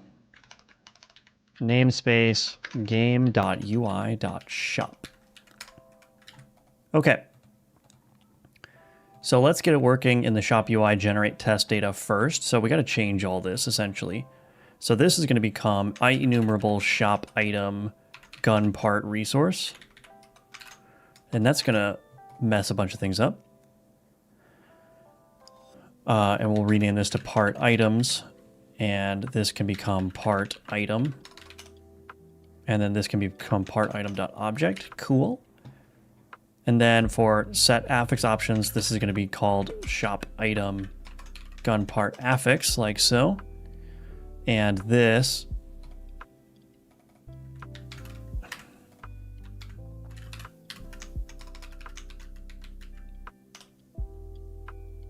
or maybe I'll call it affix items. Yeah.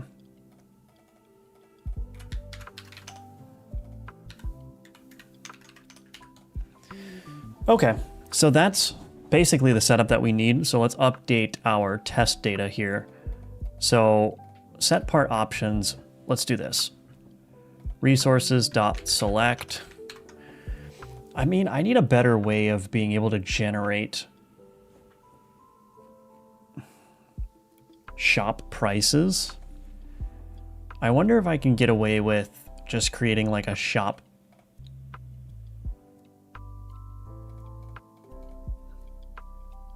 like a helper class here.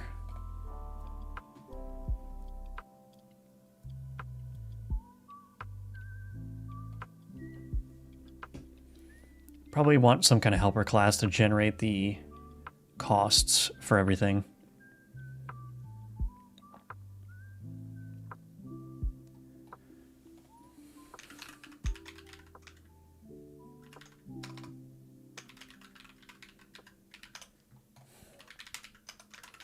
Game.ui.shop. This is not in the most ideal namespace, but we could do a public static class shop price randomizer.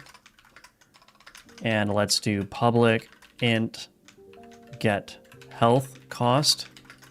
And let's just return, public static int. Return mathUtil dot rng dot randi range. Let's do 15 to 25.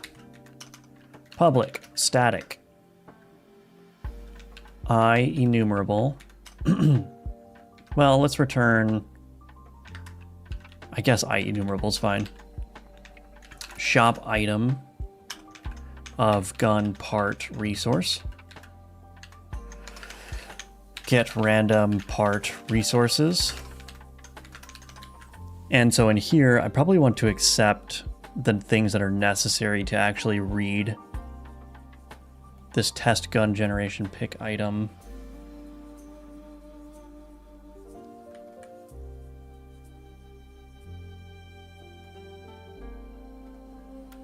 Wait, I didn't even know.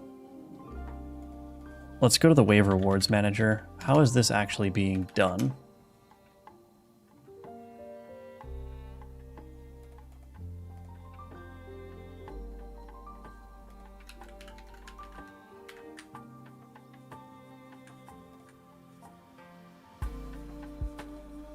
Create part resources. Pick scaled part resource. Oh, I see. Pick gun part loot table, pick item. Oh my gosh, there's so much going on here.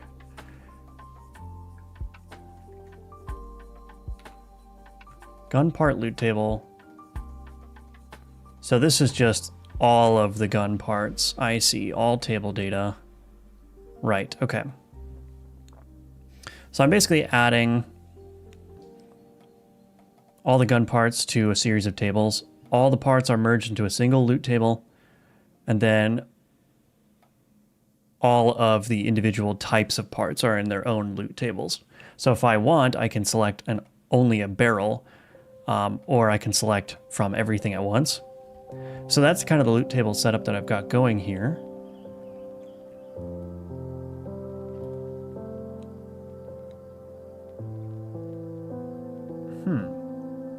Yes, this is actually going to be quite difficult.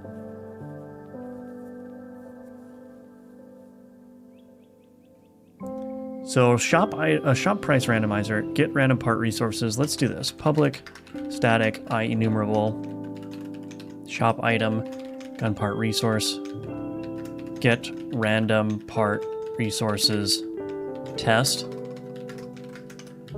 This one is going to rely on a scene tree reference. So I can say tree.get wave rewards manager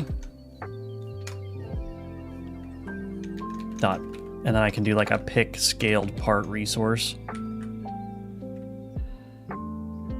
Right, and get median gun part tier, yeah, okay.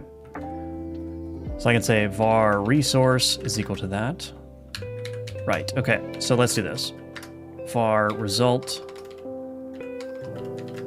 is equal to new array, or no, new shop item gun part resource array mathUtil.rng.randirange. Let's do from 3, or no, let's do from 5 to 8. For int, or var I equals 0, I is less than result dot length. So we're going to generate a random resource for each of these slots in the array that's being created. So we'll just say result I is equal to new shop item gun part resource. Oops. Object is equal to that. And then we need to generate a random cost as well. Oh, I did this wrong. Oops. And then the cost mathUtil.rng.randirange. Let's just give it a healthy 10 to 15, or 10 to 20, I suppose.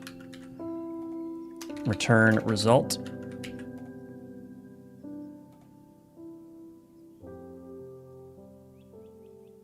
Now, we're basically going to do the same exact thing in here, except instead of going to the tree, we'll just do the test gun generation dot pick item gun part registry. Oh, what is it called? Test gun generation pick item gun registry all IDs. Okay. So I could actually probably merge these somehow, but I don't know if that's going to be super smart to do.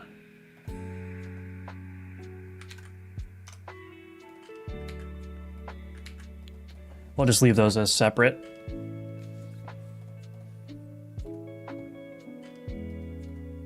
Okay, so we've got the shop part randomizer now. Let's just create some constant variables, private const float min, int min health cost equals 5, max health cost equals 8. How did you make this layout for streaming? Any specific software? Hello, Keepachu. So the layout is, I just did it with a sprite. So the borders are a sprite, and I just did it at sort of the native pixel size, and then I did it at the native pixel size, and then just scaled it up. Like by a multiple of 4 or whatever. So I measured it out and saw what the size was divided by 4 of my screen, get it to a good pixel resolution, draw the borders, and then scale it up by, a factor of 4 or whatever it was. And then for the background, the purple sort of scrolling background, that is a web page that I wrote using like just CSS animation, and that's used as a browser source in OBS. And then the callouts that you see for my various like course callouts and like wishlist the game and whatnot, that is also just JavaScript animations, JavaScript and CSS animations. And then the chat is from Social Stream, so it just listens for messages that come in through the YouTube Live, and I can highlight them. So yeah, there's a little bit of custom code here, especially for like the top and bottom of the screen. So yeah, that's it. My web dev tools came in handy. My web dev experience, max health cost. Here we go.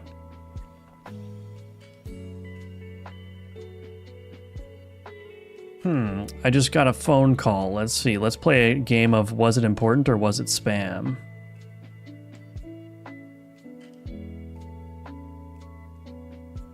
I think it might have been spam. Hold on, let's see.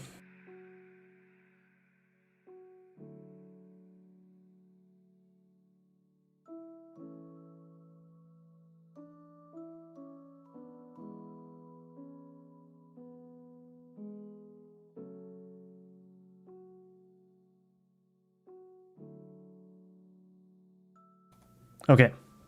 Well, it was marked as spam, but it was semi-important. Okay, anyway.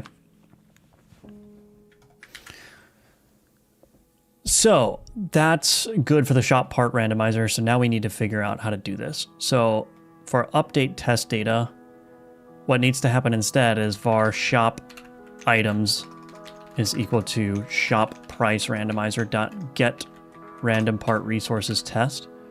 And then we're just going to put shop items in there. And then for the affixes, we need to do the same thing, basically. Get random affixes. We're going to offer much fewer affixes. Tree, get... Is there like an affix loot table manager? Yeah.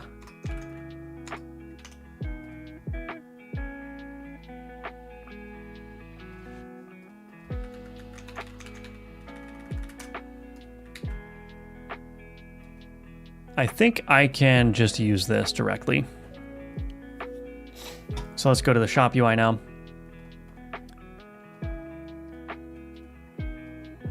Var affix options is equal to shop price randomizer dot get random affixes. Oh, and I need to do get tree. All right. Is that going to work? I guess I'll just run it and see. It's not going to account for the price yet. All that work was just to get the price data available. But now I need to actually account for that price data in like the tooltips and whatnot. But the randomization appears to be working still, so that's good. So now let's see how we can track the cost of these things actually. So the gun part affix is going to be a little bit tricky. We need to have a price that corresponds with the index of the item. I don't think I can use a dictionary because all the affixes, they're only referencing a single instance of each of the affix classes. So I could have multiple poison affixes that all have a different cost. But if I use a dictionary to map the cost of the poison, then it's just going to basically, it's going to be wrong for 2 out of the 3 poison elements. So I need to figure out a way of actually preserving the cost. And one thing that I could do is I could do on, let's see, part items. I could just in here on gun part secondary pressed. It's calling this equip gun part.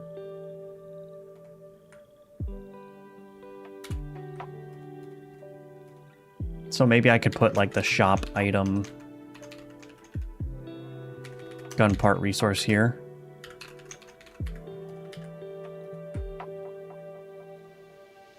Yeah, that should be fine. Because then what I can do is I can put this part item here. I'm going to rename this to shop items.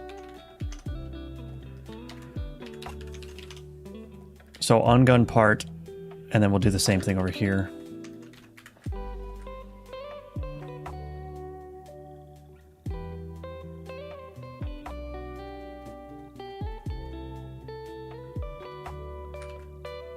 And then, I don't know, let's create a private void or private bool can afford shop item. Can I do this without specifying a type here? Or can I just take a generic object? Can afford shop item. Let's do this dot get player dot gold manager dot current gold is greater than or equal to shop item dot cost.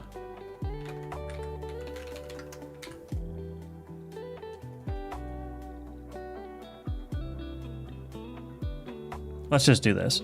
I'm going to rename this to try purchase item.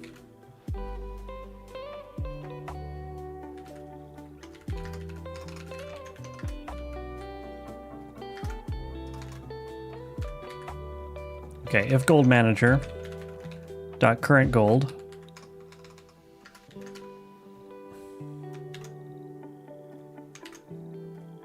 is less than shop item dot cost,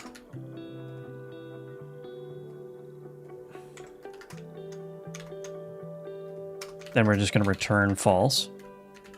Otherwise, we're going to take that gold manager, take gold shop item dot cost, return true. So now I can do a sort of simplified operation here. So on gun part secondary press, I can do if try purchase item shop item. Then I can just do that. Cannot convert from to object. Why not?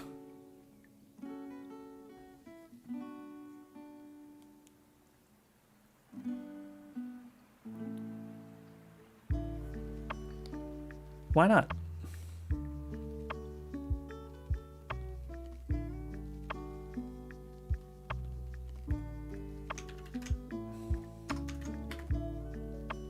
I guess that works. Just do a generic T in there. Yeah, that works. Okay, if try purchase shop item, or try purchase item there, we'll do the same down here. Now, for the affix on rune inventory secondary pressed. Here, I don't need to do any of this stuff.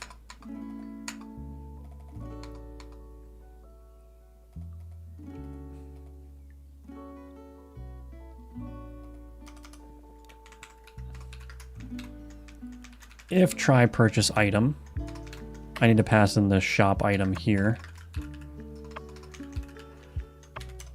Gun part affix, shop item.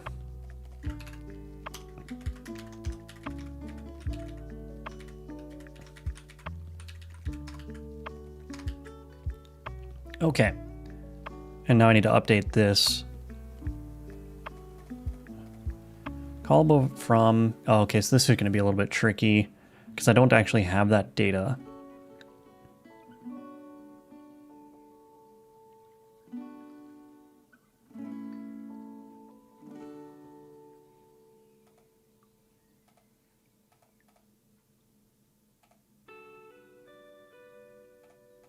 Set affix options. So I could do this.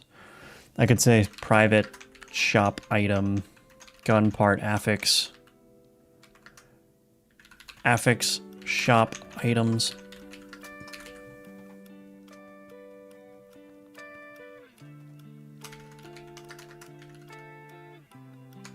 Oh, I called it the same thing. This dot affix shop items. Oh, affix shop items is equal to affix items dot to array. And now instead of trying to pass in the shop item here, I will simply do var shop item is equal to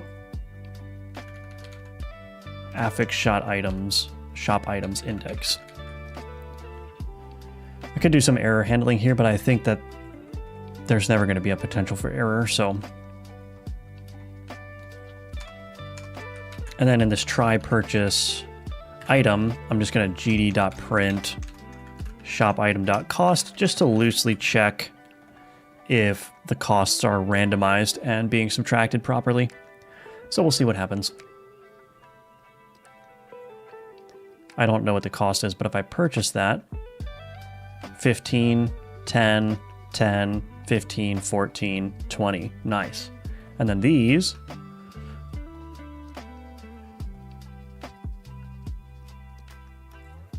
oh, did I run out of money? I'm no longer able to purchase that. I can purchase that one though.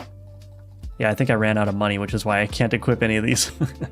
Okay, so it looks like the costs are being properly randomized and properly removed from the player, so that's good. So I think that's pretty much okay. Now the thing is with the shopkeep,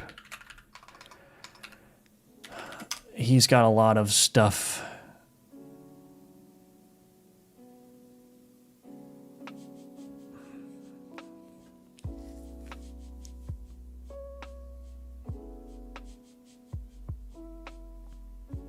Let's uncomment all of these things in the shopkeep here.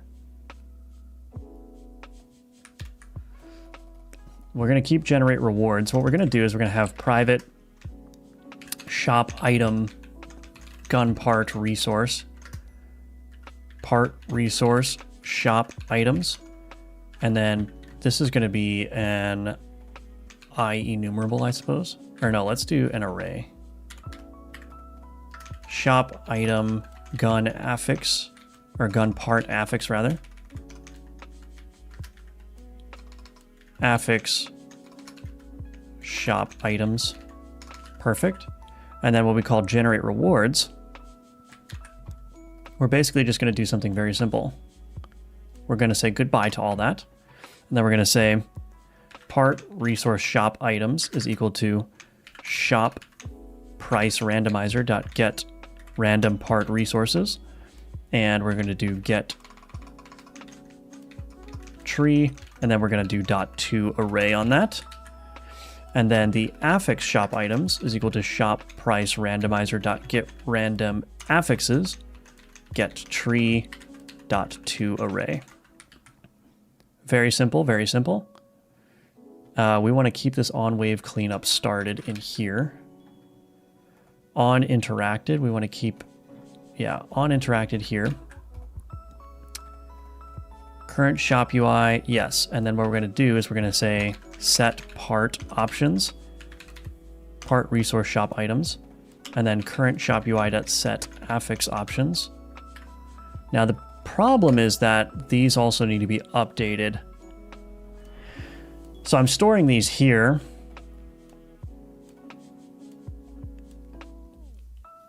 So that when you close the shop and you go back to the shop, the same items are available, but I also need to update these arrays based on what's being purchased in the shop UI. So affix shop items, but I guess we'll do one thing at a time. We need this on item purchased for sure. So this shop item might actually need to become, ref counted. So that I can send that through Godot signals. Hello, Breckheck. My weekend is going well. How about yours? I think it's going pretty good.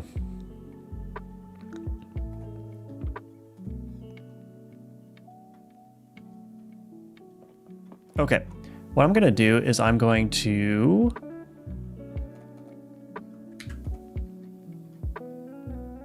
so we got the shop UI working correctly. I need to create a signal. Signal, public, delegate, void, item, purchased, event, handler. Oof, shop item, T. Is this not going to work?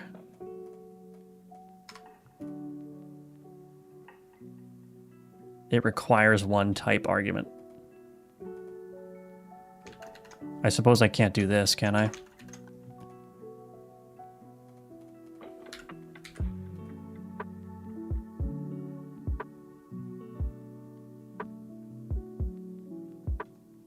We'll see.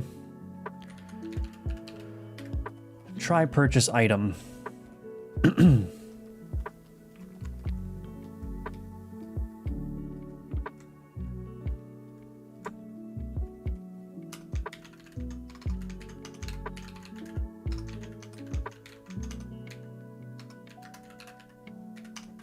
We're going to see if that works. I have no clue if it is, but let's go back to the shop keep, and we need to connect to that.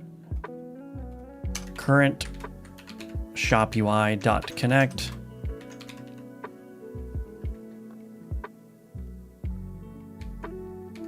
Actually, let's do plus dot item purchased plus equals on shop item purchased. Private void on shop item purchased.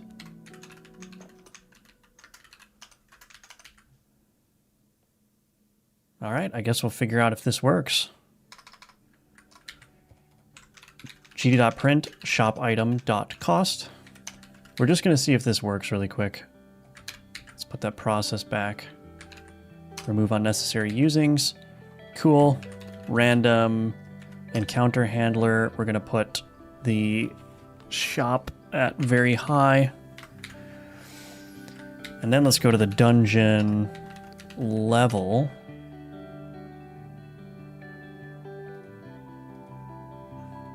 Or dungeon arena, rather. Turn on debug mode. Okay, we'll go into the game. I'll give myself a bunch of gold. It failed to build the project. Are you serious? Typer namespace T could not be found. Oh, okay, so that's not going to work. The generic is not going to work.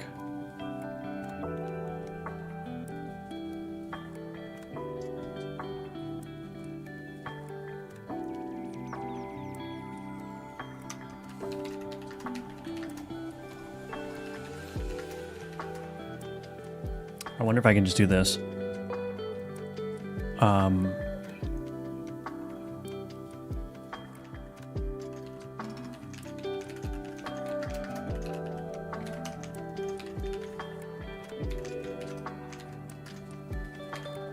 I allowed to do that?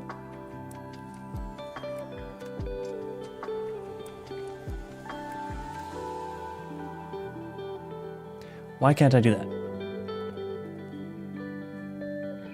There's no argument given that corresponds to the required parameter object. Do I need to override the constructor?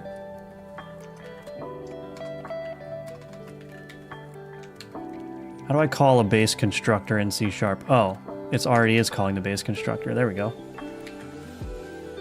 So that's all I need to do. So I wonder if this will work. Do I need this partial? That's the question. Yes. So I think by extracting these into discrete classes, maybe this will work.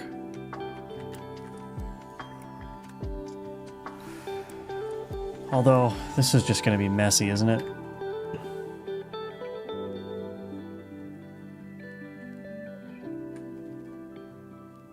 Can I do... Wait a minute. I wonder if I can do a little bit of a hack here.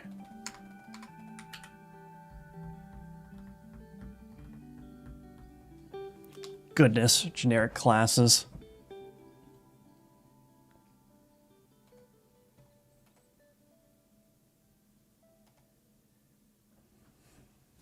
I think I might have to do this a little bit differently instead of using a generic. Oh man. Well, maybe I was on the right track then. Except I can't have a generic in there. So let's do this.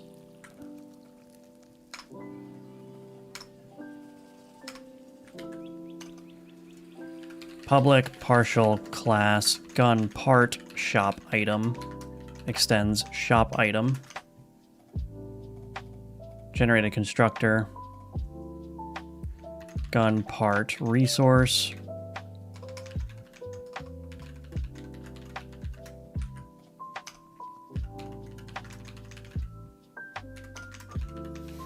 So I just have to restructure all this to not use generics, basically, is what I'm doing now. Because Godot signals don't like that.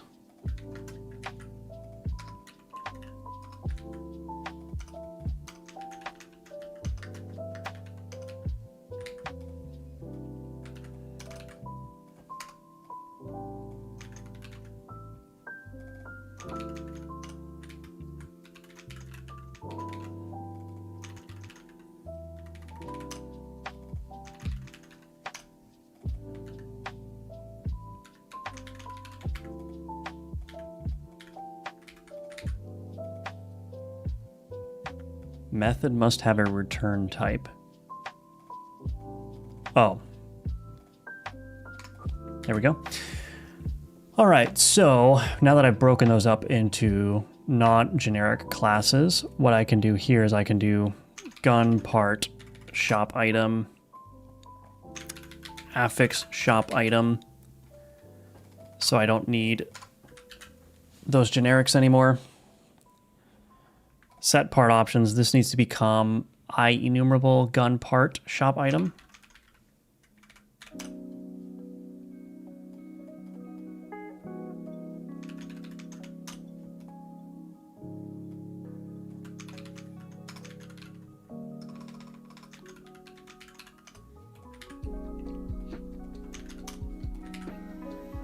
So I'll just replace all these errors down here. Shop items, get... Okay, yeah, so this needs to change as well. Gun part shop item. Cool. Gun part shop item. And affix shop item. Alrighty. Try purchase item. Now we can just straight up just do this. This item purchased up here can just accept the normal shop item base class, which contains the cost. And this needs to become affix shop item.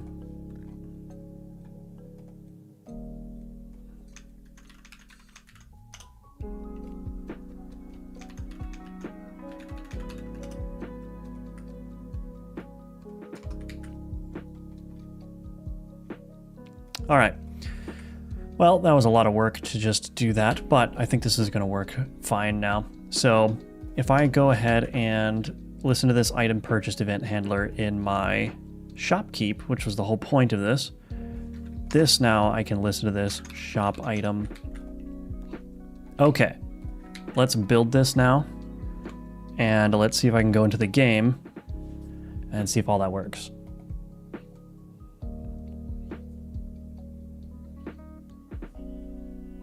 So we'll go into the game. Got to give myself enough gold for the shop to spawn.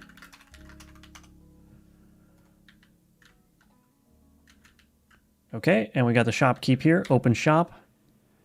Excellent. Now we're not displaying any prices here, but what I should see is when I should see a GD print for the cost of this item when I purchase it. So purchase. And it worked. Sweet. Nice. And that should have gone into my inventory. Yeah, it did. Awesome.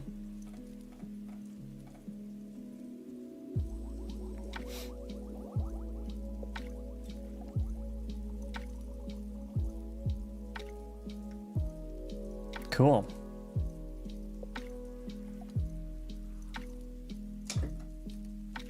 All right, I think that's working great.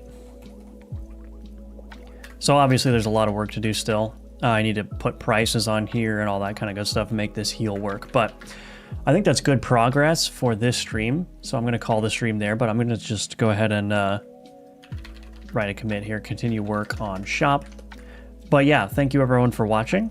Always a fun time having you on this, well, with me during this development experience. So yeah, thank you all for watching. Thank you all for hanging out. Again, check the links in the description below if you'd like to support me and my work.